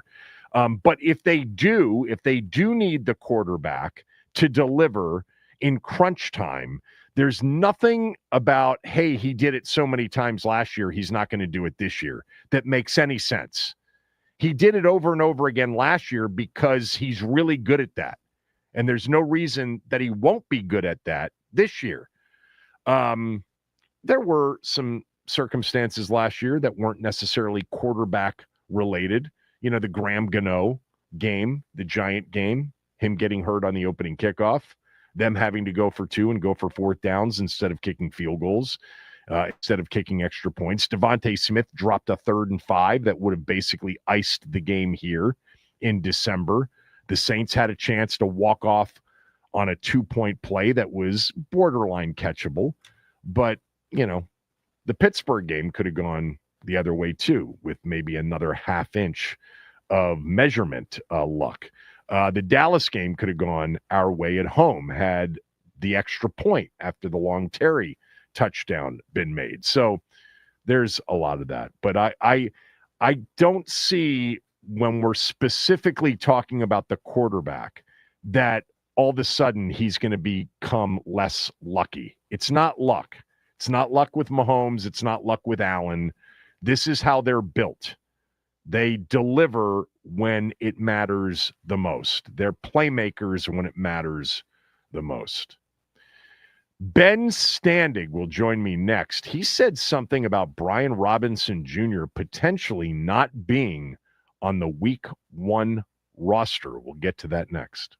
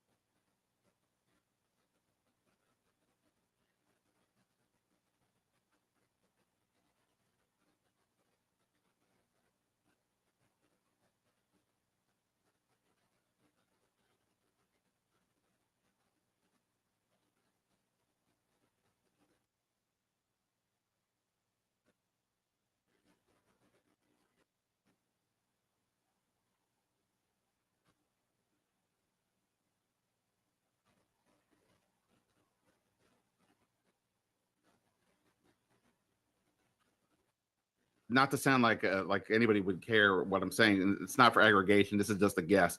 I'm going to guess Brian Robinson is not on the week 1 roster. I have no insight into that. I'm not saying it. I just keep looking at it. If Krosky Merritt's on this team, I just don't know how you're sitting him. And again, that's where the role part comes into play. So I'll go with that latter group, but that's This is Hot Take Wednesday. Right, Let's right. go. right. Well, I heard there, Stephen A is looking for a new partner, so I got to, I got to come up with something here. Ben Standig on his podcast, Last Man Standing, with, I think that was Nikki Jabvala, who Ben was talking to, giving you one of his 53-man roster late training camp, mid-training camp hunches. Wow.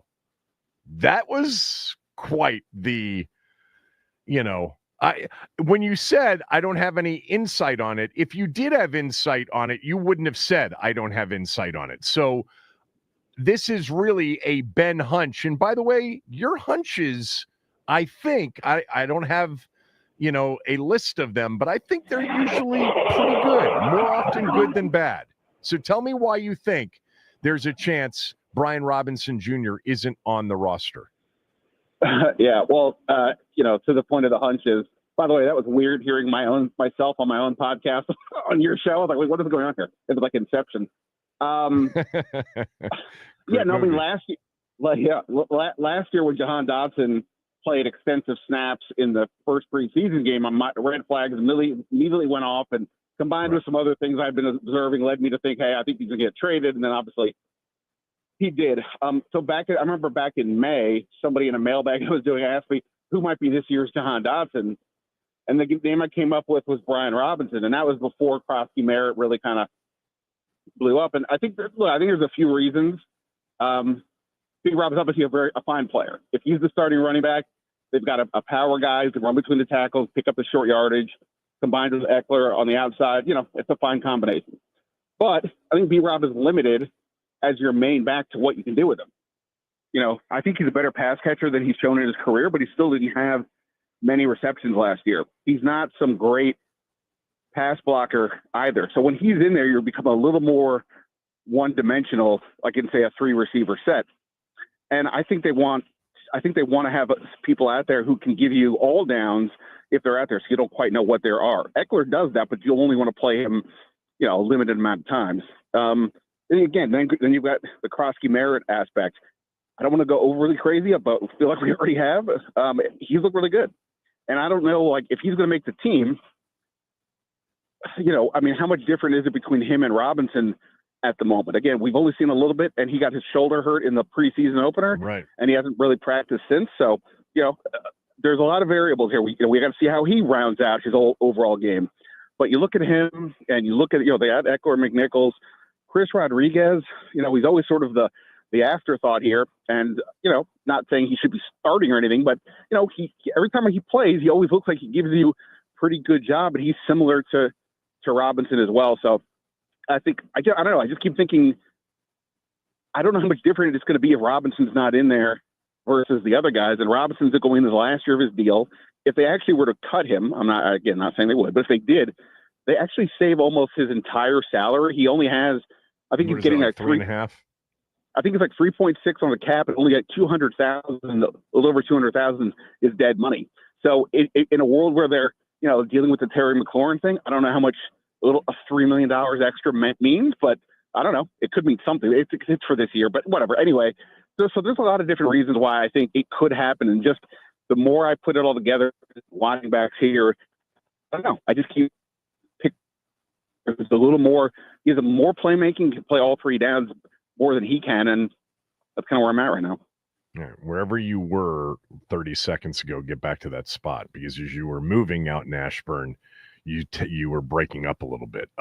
What's interesting about this is that throughout the February, March, April timeframe, we talked about this. I would say to you, I think there's a chance Brian Robinson Jr. is not on the roster. But for me, that ended when they didn't take a running back on night 1, night 2, or early on day 3. When they waited until the 7th round to take a running back, I said, well, that's it's going to be Brian Robinson Jr. I actually felt like this running back draft was so deep and that they would have an opportunity to add Brian Robinson Jr.'s replacement, but I didn't think they did it. What you're saying is, and what you're convinced of anyway, is that there's just not much of a difference between Bill Merritt, Ja'Cory Krosky Merritt, and Brian Robinson Jr., so why not? Basically, yeah. I mean, again, we have way too short sample size on Krosky Merritt. Not to mention, he basically did not play last year in college, so it's an incredibly tiny sample size to look at with him. But you guys all saw the skill set just briefly in the Patriots game. The one cut up the field explosiveness, the way he caught a pass, looked comfortable doing it, and then was able to swerve away from the defenders and get a couple extra yards. Look, Robinson's been fine all camp. Under normal circumstances, I'd be like, okay, it looks fine. I just think I just think that with the way Cliff Kingsbury wants the offense to work, like he's not a guy you can really do the read option with Jaden Daniels, because there's no bouncing outside for him. It's just going to be, he's going to take it up the middle for the most part, and that's kind of the deal. But I think a guy like Krosky Merritt would give you more of that opportunity to potentially break one of the Jaden, running down the scrimmage and then pitching it out. That type of deal. So, yeah, I don't know. I like I said, if you made me do a 53 today, I mean, logically, I would probably have to put Robinson on it. And I looked around the league. It's not like there's a ton of teams who seem to be really without a couple of running backs. So it's not like I don't think there's teams that are desperate. I wouldn't think right now. But we'll see where we are in a couple of weeks when it's time to make some moves. And again, if Krosky Merritt is still banged up, that changes the dynamic. If Robinson kicks some butt out here, maybe. But I don't know. I can't shake the feeling. And I think watching the joint scrimmage or the joint practice, the scrimmage the other day, their own inter-squad scrimmage, sort of also kind of like kept me on that train. I mean, Rodriguez looked good. Demetric Felton looked good. Those guys might not even make the team, but I just feel like they have a lot of guys who could.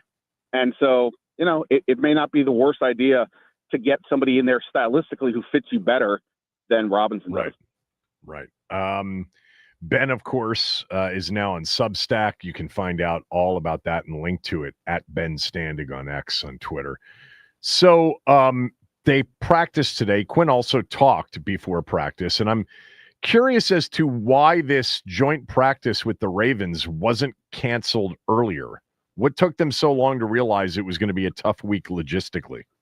The second it was announced, I was like, really? There's just not enough time, you wouldn't think, between the the Bengals game and that joint practice. If it had been reversed, like if they were doing, there's just not enough time. So I don't know why they decided to wait. I guess maybe they were both just like, maybe there was a contingency all along, and they just said, hey, let's see where we're at, a week or so out, and go from there. And I'm assuming that's what they did. It's such a bummer that not only is it a bummer that they're playing Monday Night Football in the preseason, especially when they have 100 nationally televised games already during the season, and then it basically hoses them in terms of this joint practice, right? If they had done it, the Patriots game was on a week ago today, so if they had the game today or tomorrow, it would be easier to do that. But not only is it on Monday, it's a night game, so they just have no time, and it's totally understandable why they did it, but what are you going to do? Yeah. All right. Anything out there today worth noting other than some of the roster, changes? They added a safety, they added a receiver, they cut a receiver. Anything remarkable from out there today? Well, I think the one thing Dan Quinn said that got my attention was about Jalen Lane. Quinn was asked about what some of his takeaways from the scrimmage, and he said how they were able to use Jalen Lane some on the outside, get a look at that, and he's a slot receiver. Dan Quinn the other day just said he's a slot receiver, but this is now starting to remind me of the Sanders situation last year, where they said he's a slot corner, but then they were like, wow, we're so desperate, we're going to have to move him outside. Obviously that largely worked out. And, if putting aside the Terry and Noah Brown aspects for a moment, if you said, hey, who are your best receivers right now?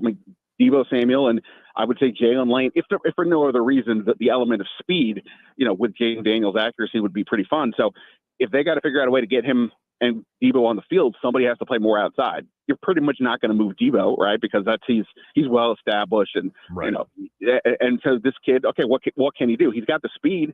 Like if you just tell him to run go routes like they did with De'Ami Brown last year, that could work. So I thought that was interesting, and again, another sign of they may not say the receiver room is concerning, but I mean, obviously, as we're all looking at it, it certainly seems like it is. There really has been very little discussion about Luka McCaffrey, I think, through the first 2.5, 3 weeks, whatever it's been at this point. Why is that? I mean, I feel like he's been asked about it, but I mean, I just don't know what there is to say. Look, obviously, Quinn's not going to, ding any of his players publicly with us for the most part. He's shown that he's not that kind of guy over his time here. So to me, if we're asking about Luke McCaffrey, it's going to be, like Kingsbury the other day was like, hey, I've seen improvements, this, that, and the other. But, again, he's not getting open as far as I can tell. And I think others would concur. I think, unfortunately for them, we talk about how do they sort of put themselves in this position of having to potentially rely on the Michael Gallups and KJ Osbornes. I think in part because Luke McCaffrey hasn't developed enough to say right now, if he were to play, he would be a guy you could use if Noah Brown's out. They started him in the scrimmage. He was lined up opposite Debo, and it didn't have much of an impact. So I don't know. Look, we saw last year. We didn't know what to expect from this offense, and then they came out in the regular season and crushed. So it's not inconceivable that there could be something similar, but I'm not seeing it right now. And I think they've got to figure out if Noah Brown or Terry are going to be out for extended time. Do they actually have somebody who could line up on the outside if needed? I honestly think the answer is no, unless Jalen Lane, they feel comfortable enough with him that maybe that's a possibility. Yeah, I think one thing, too, not that this is something you've omitted from your thought process, but remember that, Jaden's playmaking ability, play extension ability, ends up creating big opportunities for those that are on the field. And you're not really going to get that at full speed until the regular season. Even if he ends up playing on Monday night, we're not going to see a whole lot of, Jaden off schedule creating. The ball's probably going to be out of his hands pretty quickly in some sort of way to protect him. And I don't know, he could certainly take off and run in a preseason game. They're going to let him play football, but you just don't see that unless there are games. 100%. But, like I said, being a receiver, one of your jobs has got to be get open. Like catch the ball, get open, catch the ball. That's the primary ask for a receiver, and their guys have struggled on the get open part. So yeah, right. I totally agree with you that in a real game with Jaden running around, the defense is not knowing exactly what to do, come up, stay back, whatever with him. That's going to create more opportunities for the receivers. Absolutely. But, they also have to show they can do more, and that's where we're at right now. At least like last year, I think, Olamide Zaccheaus was having a really good camp. De'Ami Brown, again, we talked about this the other day, the first big player of the Jaden Daniels era was the 41-yard bomb in the preseason game. Again, maybe Jaden plays Monday night. Maybe he hits Luke McCaffrey deep. Sure. But at the moment, I think that's part of the reason I think he's not being discussed a lot is because there's not much to discuss right now. Is he going to play Monday night? Will the starters play Monday night?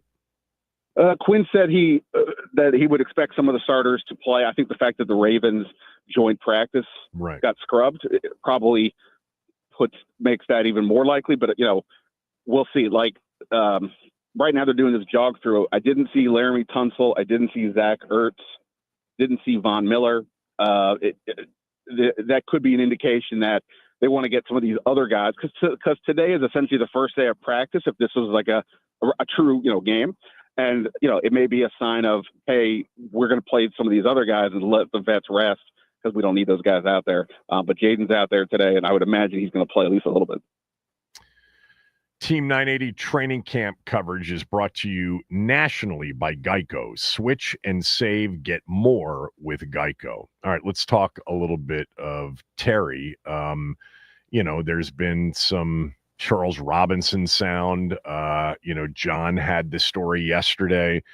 I know it's an everyday topic, but what are you thinking right now? And I have a specific question to ask you with respect to these contract negotiations. You talk to a lot of agents often, but where do you think it is right now? My guess is it hasn't really moved. At least that's the general sense that I have. I saw John's story and it's fine, but I don't know that necessarily moved the needle from where we were a couple weeks ago when Terry first did the hold in and all that. I saw Charles Robinson, right? He was saying that the Commanders were basically surprised at how high the Terry side was asking for. Yeah. Okay. Well, again, I just don't know what, if they're asking for more than $33 million, right, the DK Metcalf number, then that, to me, I've got to believe that's we're going to start high and meet in the middle. I don't believe that that they're really asking for 35 million. I could be completely wrong, but that seems unlikely. He suggested 35 plus. Yeah, I mean that just seems very unlikely to me. But look, either way, it's clear. There's clearly a divide. If they were close enough, this thing would be over by now, you would think, for all the obvious reasons, including the fact that their receiver room looks pretty dire at the moment. It doesn't look great. So yeah, I don't get the sense that there's progress happening. Obviously, any minute now we could hear, hey, it's a done deal, but I have not sensed that there's been much movement there. So the specific question I have for you is, do you think there's an expiration date on their offer? Do you think they've given him we need to know by this date whether or not you're going to accept this offer? And if you don't, the offer's pulled and we'll just have you play in the final year of your deal if you choose to play? I don't know. Is that a normal thing? It typically seems like when you get to, say, the season starting, that everybody likes to say, okay, we're done discussing this, that we're going to focus on the season and be done with it. So maybe that is, but I don't know that they would look, if they can get a deal done with Terry, I would imagine they would want to do that. So one way, assuming, especially if they're not the ones having to give more to get this done. So I don't know if there's an expiration date, but I think the real question for me is starting to become, at what point, what's the deadline for Terry needing to be in here to play week one? I mean, they may say he signs on a Tuesday and plays on a Sunday. Okay, but in a realistic sense, if you're going to, as Dan Quinn often says, we're going to not skip a step. How do you run that guy out there that quickly if he hasn't been playing at all? He's not, clearly doesn't look like he's going to be involved in the Bengals. You would think the starters don't play against the Ravens, so he may have already missed all the preseason options, and now it's just practice, which is important. So he's got to get out here, and once you get past the last preseason game, training camp is effectively over. They still practice, but it's now getting ready for the season. So to me, that's the question: is what's the time? What's the time frame that he needs to be ready to go? He needs to be out here to be able to play week one. I think to me that's interesting. But yeah, I don't think I would be surprised about a deadline. But the start of the regular season just may be a natural one. Yeah, I mean, I just wonder whether or not their incentive for offering whatever they're offering changes when it's now there's no gain from him being, in camp as you get close to the regular season opener. I think it's an interesting question too that you sort of posed, which is, what's the latest he can come in where his week one availability isn't impacted? If he comes in that week, do they limit him? Do they sit him in week one out of concern that he's not ready to go physically or otherwise? At what point is Terry in jeopardy of missing week one? Yeah, no, I mean, with that question, look, I'm sure Terry McLaurin is in tip-top shape, but it's different between cardio shape and football shape. And, he's not getting, not that these guys are necessarily getting hit, but, you're getting hit a little bit, jostled, having to, cut against real defenders, things like that. So, yeah, he's missing. I don't so much worry about that he and Jade missing reps together in the chemistry. I think that's fine. But, just the physical aspect. And, again, it's an 18-week season. It's not just week one against the Giants. You got to be available for all of it. And that's been one of Terry's great strengths. is that he's been able to stay healthy, which is part of his argument about why the 30-year-old conversation is ridiculous, because he doesn't miss games, and he has less wear and tear on him than others at that same age. But yeah, and like I said, if he's the closer it gets that we have to keep having this conversation about week one or whatever, again, it puts a highlight on what are they doing at receiver, because Noah Brown has not been out here much at all. And even if, again, sort of the same thing with him, at what point does he need to be ready to go? I mean, his situation is the knee that he hurt back in the minicamp. And like I said, even if Noah Brown is back, I don't know who, if you're going in 3 receiver sets, I don't know who the third guy is. And if Noah Brown's limited, I don't know who's replacing him. And that's the rub here. So I don't know how much of the receiver room being dicey is much of leverage for Terry as maybe we think. But if you're the team, at some point here, you need to be looking at this like, whatever, we need to maximize Jaden Daniels. And even if he makes, average guys better, why not take the really good guy and make him better? And at some point, that seems to be a consideration depending on how far away they really are in these negotiations. All right. Last one. Ben wrote in his Substack column today, no pom-poms required, but he had 11 positives about the team, and he listed them in no particular order. So I want your top 2 favorite positives about the team as you've observed them this summer. What are they? Yeah, the premise of this was basically that I feel like my natural inclination is to talk about what needs to be improved, i.e. the wide receiver room, rather than focusing on, hey, these are some of the good things that are happening. I think one, and this is not really about the team right this moment, but it's that veterans are seeing this place as a place to be. Obviously with Jaden Daniels, he changes that dynamic, but Von Miller, I don't know what the Bills were offering him, but like he left the Bills, a team that's a legit Super Bowl contender with the MVP of the league on it, to come here. And he said it was very intentional. You don't leave Josh Allen just because on a whim. So I think that to me is a good sign. And look, obviously like Wagner and Ertz, they came last year when things were a little bit different, but they stayed, and I think that's going to continue, and that's only going to make life easier for Adam Peters going forward in terms of there's no barrier for entry anymore the way there had been for many years. So I just think that's important to remember. And what else can I say? I think that I'll just go with the defensive line. I still think it's fair to ask, do they have a real difference maker in the group? And, at the moment I would say no, unless Daron Payne truly looks like the 2022 self.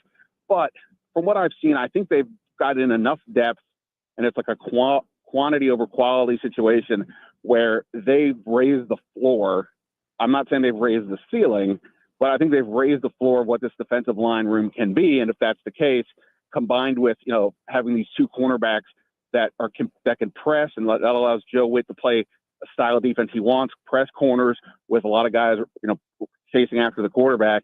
I think all that could make this defense appreciably better. Top 10? No, I'm not saying that. But, they were 30th against the run last year.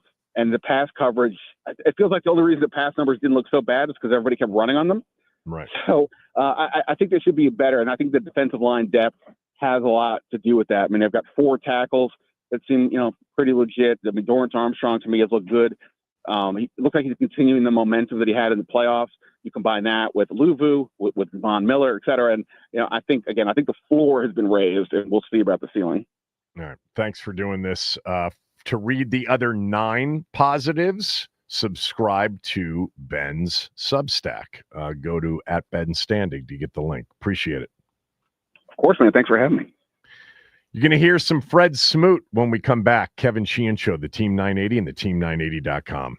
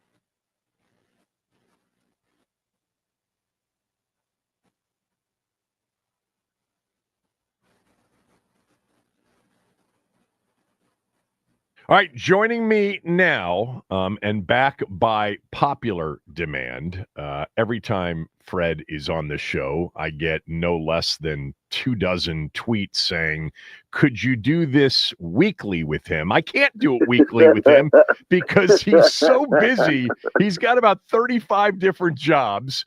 He does the pregame show on Big 100 for the Commanders games. He does the post-game show. He does the pregame with Michael Jenkins. He does, of course, the post-game with our good friend Scott Jackson. He's a big part of the Commanders YouTube and website programming.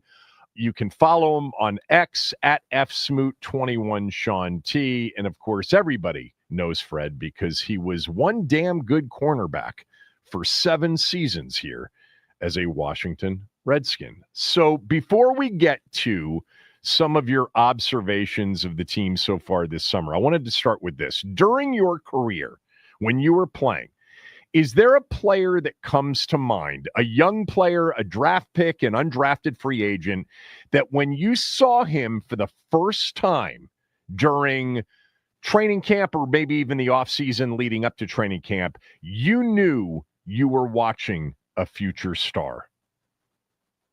Yeah, a couple of times. You got to realize that nothing is more flawed than the draft process. Right. The draft process is not looking for people by pure talent. They're looking for reasons why not to draft you. Like, that's the thing about it. So when these guys come in as free agents, they end up London Fletcher, who's going to be a future Hall of Famer. Think about this. I remember the first time with my 2 classmates. I remember watching Antonio Pierce. I remember talking to Antonio Pierce, and that's all I need to do. I was like, this is one of the smartest football players I think I ever been around, and I watched him move, and I watched him orchestrate a defense. He wasn't getting many reps, but I said, hey, AP gonna be that boy one day. Then we had Ife Oelate. You remember Ife of was course. drafted Edom, and we ended up getting a lot of playing out of Ife. So sometimes you see these guys, they see through the cracks because maybe they didn't run the fastest 40 time, or maybe they didn't have the most lifts, or maybe they weren't the quickest in the drills. It's something. They're looking for a reason why not instead of a reason why. Those are interesting answers. You know, when Antonio Pierce got the interim job in Vegas, Cooley said to me on the air, he said, he'll get the full-time job. And I said, why? And he said, because Antonio's one of the smartest players I've ever played with and one of the best communicators I've ever played with. Now, it didn't work out for him, but he did get the job. He did get the opportunity with the job. I'm actually surprised. And look, you went with actually a better answer because these were guys that not everybody was expecting things out of. I'm surprised. I thought the first person you were going to mention would be Sean, that the first time you saw him, you knew that there was greatness. I've been saying that's low-hanging fruit. I know. No, you're right. You're right. You're like, the one thing, here go the NFL. You got the 1%, that's the NFL. If you make it to the NFL, you are legitimately part of the 1% athletes when it comes to football in the world. Now it's the 1% of the 1%. There's a couple of guys that there's freaks. They're creatures. They're a little bit different than everybody else. Everybody else is great. They're good. Their athletic profile is off the charts. But some of these dudes come with not only the athletic profile that's oddly different. Maybe they're big for their position. Maybe they're like too fast for their position. There's some oddly about these dudes. And then it's all about personality traits, and then it's all about how do they play football? Do they play it with an edge? So you knew Sean was different from day one. Like, we knew Sean was different from watching his Miami tape. It wasn't hard to understand that this dude was going to be different. You know what? I'm going to tell you somebody who I think most people would agree with me was totally freakish athlete. I think we totally utilized him wrong, but I don't think we got the best out of LeVar Arrington. I think if we was more of a 3-4 front and him rushing off the edge as a true outside edge rushing linebacker instead of forcing him to play in space, I think Hall of Famer, easily. Like, it's just some guys, you get them to teams and they're just not utilized correctly. There's no way I would have had a 6'4", 255-pound linebacker that can run with the wind. I'm not having him just play in space. No, I'm not doing it. Well, I mean, how many times have we all talked about LeVar? Like I think you and I have talked about him before because my belief, first of all, he was injured a lot, and that hurt him in his career, no doubt. But I believe this all along, that if Marty stays as the head coach, LeVar Arrington becomes an absolute superstar player playing for Marty Schottenheimer.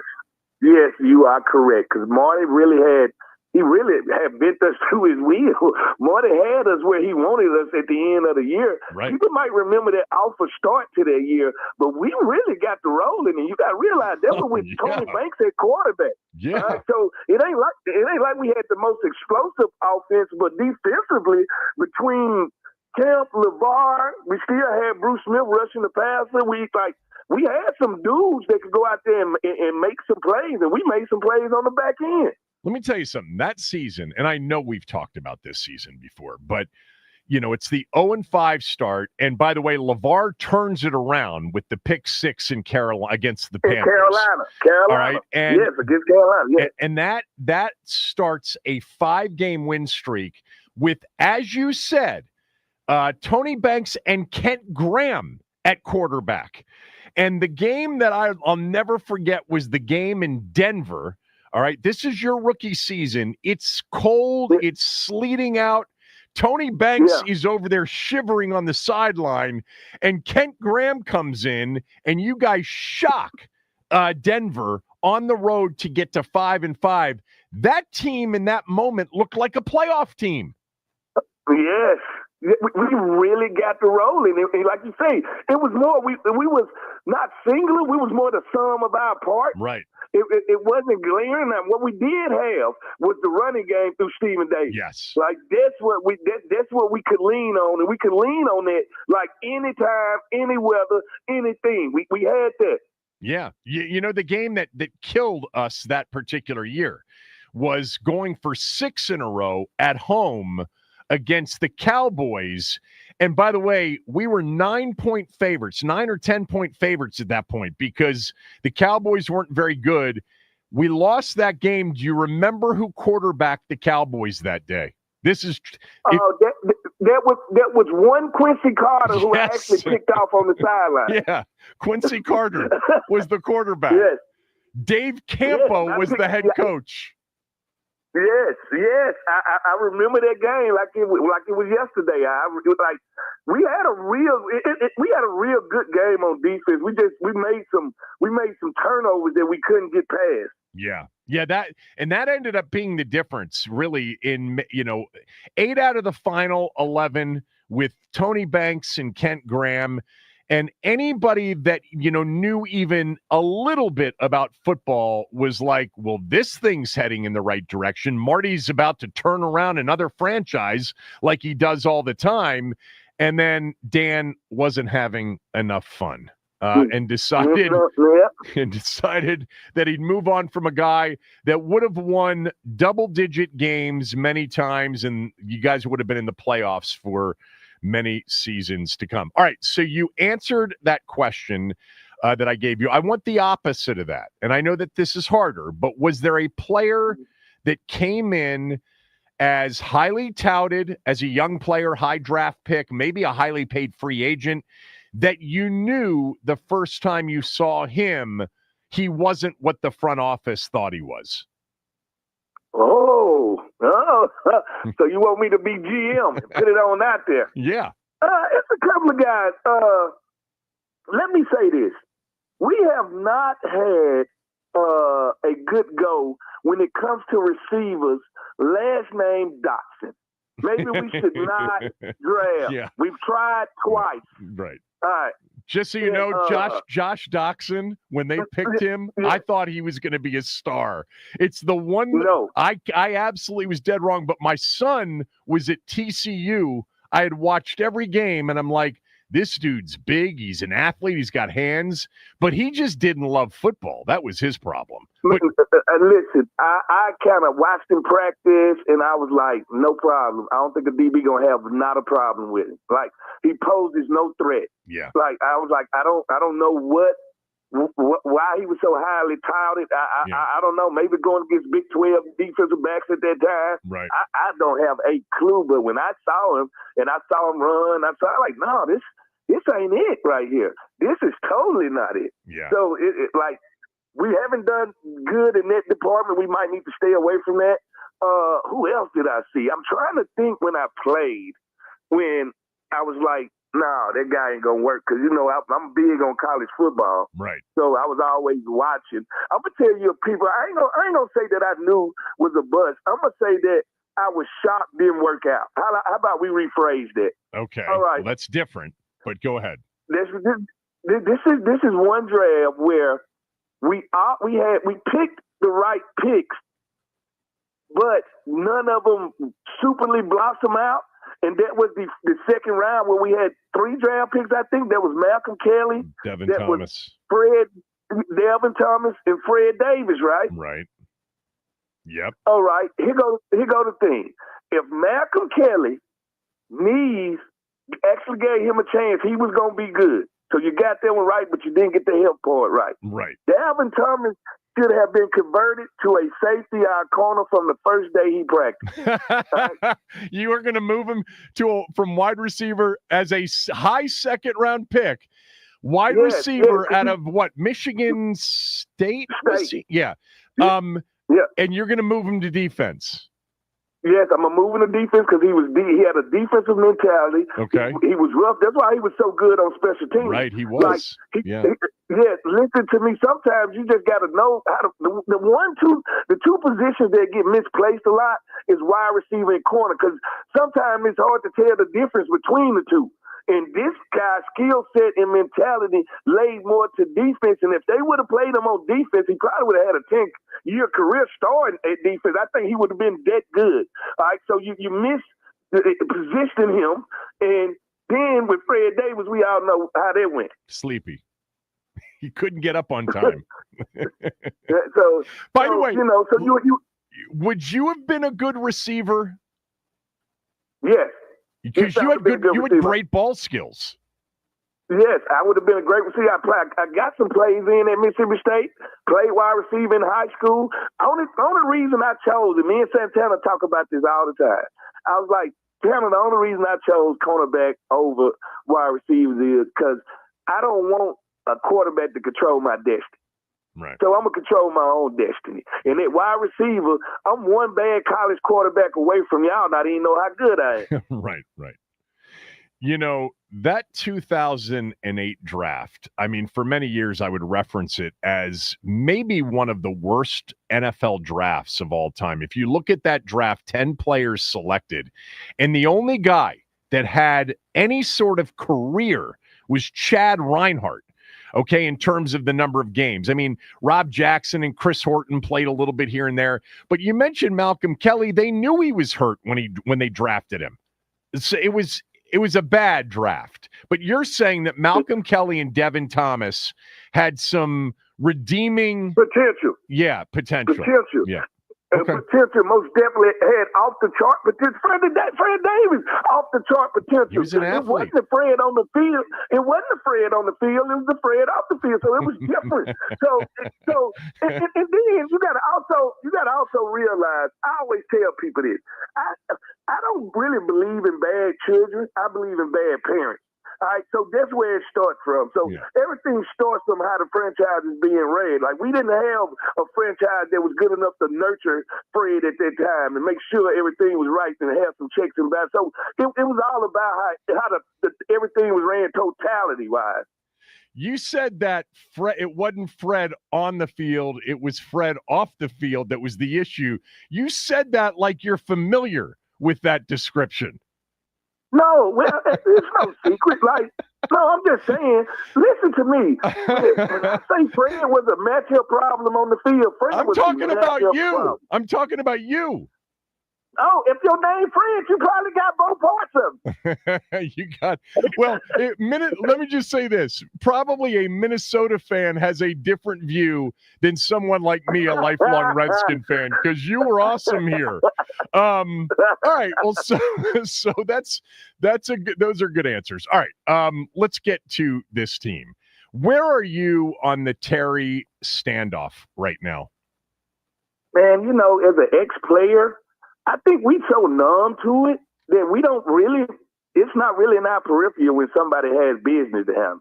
Like, that's business. That's the NFL. The NFL contract is all drama. It's all he say, she say, I say this, you say I guess I don't pay no attention, so I'm not caught up in the semantics like the fan base is. I'm very numb to it, so I think it'll get fixed. They'll handle it. So you think it will get resolved? I hear you on not paying attention to it, not wanting to talk about someone else's money, but do you think that they'll get a deal? Look, he's under contract. He's got to play for the team this year, but do you think ultimately he'll get a contract extension before the season starts? I think ultimately it'll always get done. When does it not? Like, I guess that's why we as athletes don't pay no attention, because I think people be counting the days down and, we've been doing this for 45 days. It's going to eventually, it always eventually works itself out. It always does. It's just tug of war. Who's going to win the tug of war, but they always end up in the middle. It always do. Okay, then let me ask you a more a question that is easier to answer for you. What's he missing right now by not being in camp and practicing? Well, listen, to be good at football, you got to practice football. Like, this just period. Right. It's a difference between working out and being in true football shape. Like, football has to be it has to be like, it's this thing where you just have to do it over and over and over and over again. That's the only way to get in shape, and the only way to do that is to practice. So for me to sit here and say he ain't missing something, but let's understand something about Terry. He's professional now, so he's going to be in shape. He's going to be in shape good enough to do anything you ask him to do. You don't have to worry about that. It's the callousness. Like, the only way to get callous is to, like I say, have that repetitiveness going through it. All right, sometimes the timing might be off. All right, you're going to add new plays because you got a new offensive line that's going to anchor it way better than last year. So you're going to run more deeper routes and you're going to do more things. So, yeah, he's missing a lot not being there, but like I say, but when business is in the air, you got to get it handled before you can get on the field. So that's what's going on. So if he ended up holding out the rest of camp and then reported on that Wednesday before the Giant game, the opener, for the first, full practice before the opener, as a fan, should I be concerned? No.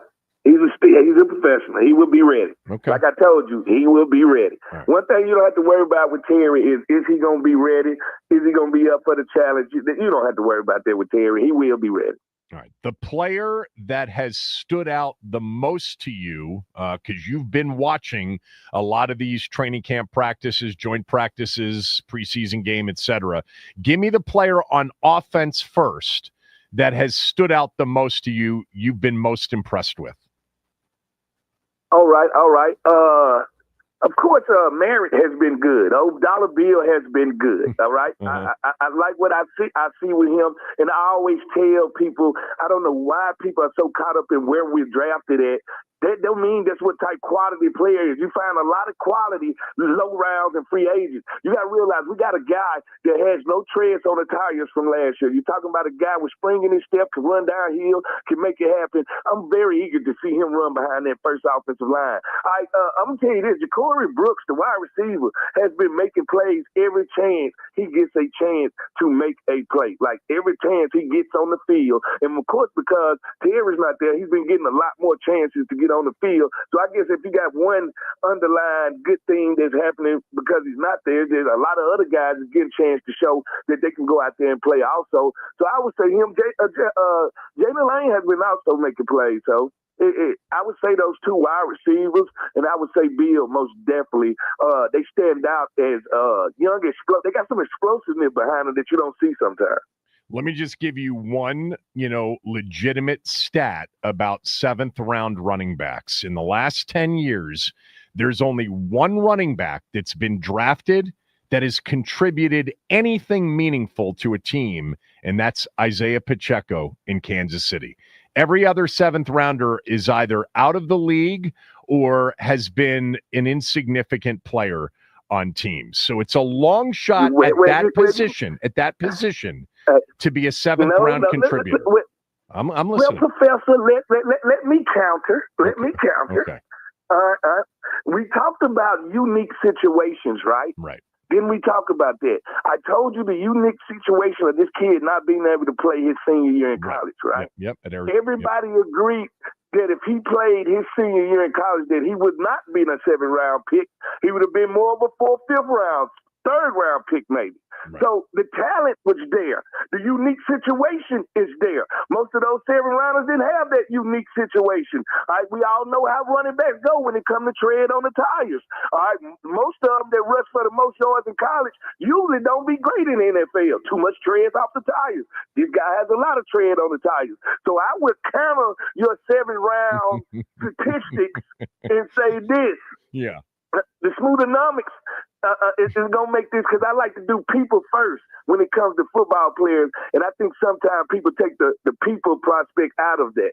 I know, and I would counter your counter with, I am open to unique situations, but at the end of the day, there are probably a lot of reasons that backs fall to the 7th round.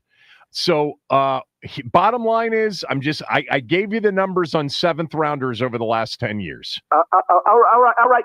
Here go one more little tidbit in unique situation this 7th-rounder finds himself in. Not only is he going to the team with a legit dual quarterback, he's going to a team that went to the NFC Championship last year. And he's in a backfield that uniquely, he has a true legit chance to play. Yeah, all right? True. Brian Robinson, Eckler, this guy has a legit, like, usually 7th-rounders do not have a chance to play on the playoff team. That's why I'm telling you he has a unique situation that's going to give him a chance at one point this year. At some point this year, going to give him the chance to showcase his talent. And uniquely, he's going to do that behind who I just call the Wild Boys, a.k.a. the Divine Swine, his new offensive line. Let me tell you something. All right, when you speak it out and you tell the truth about this offensive line, the potential of it, when it comes to Larry Thompson being an all-pro left tackle, when it comes to Coleman, I'm telling you right now, as good as he did last year at tackle, I think he's going to be a dynamic guard with Pro Bowl potential. Biotis is the Pro Bowler, all right? At right guard, the Pro Bowler, all right? And then you got Connolly, who's learning at the right tackle. I'm telling you, this offensive line could be great. It could be great, especially going into the future. So uniquely, Dollar Bill has a chance. Give me the player defensively so far this summer that has stood out the most to you. Trey Amos, listen to me. Trey Amos has this quiet, unique confidence. When I say watching this kid in press coverage brings a tear to my eye, Professor, pass me the tissue. All right? This is what I'm going to tell you, because watching this kid with the patience at the line, he understands football. Watching him with the plays through the practices with New England, watching him every day, he hasn't backed down from one challenge. I think uniquely, I think he got a chance to be very good and play a very, very long time in this league. Like, seriously, Will Harris has been all over the place. All right, all over the place. Like, I've seen him make a play. The one battle that I have uniquely just been watching, him and Zach Ertz have been going blow for blow, and I'm talking about daily, going at it. And it's been a heavyweight bout too. It ain't one of these first rounds. They going round for round, and they going back and forth. Cast yesterday, there was a lot more with Fred if you want to listen to it. He's always great. Real quickly, I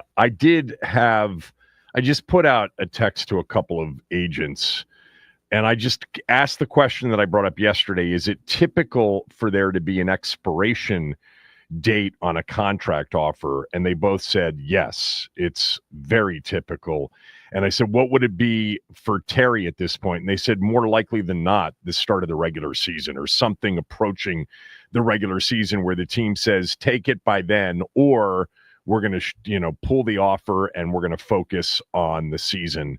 once it starts. So it is apparently a typical thing to have an expiration date on a contract. All right, that's it. Back to, actually, I won't be in tomorrow. Denton will be in for me. Chris Russell's next.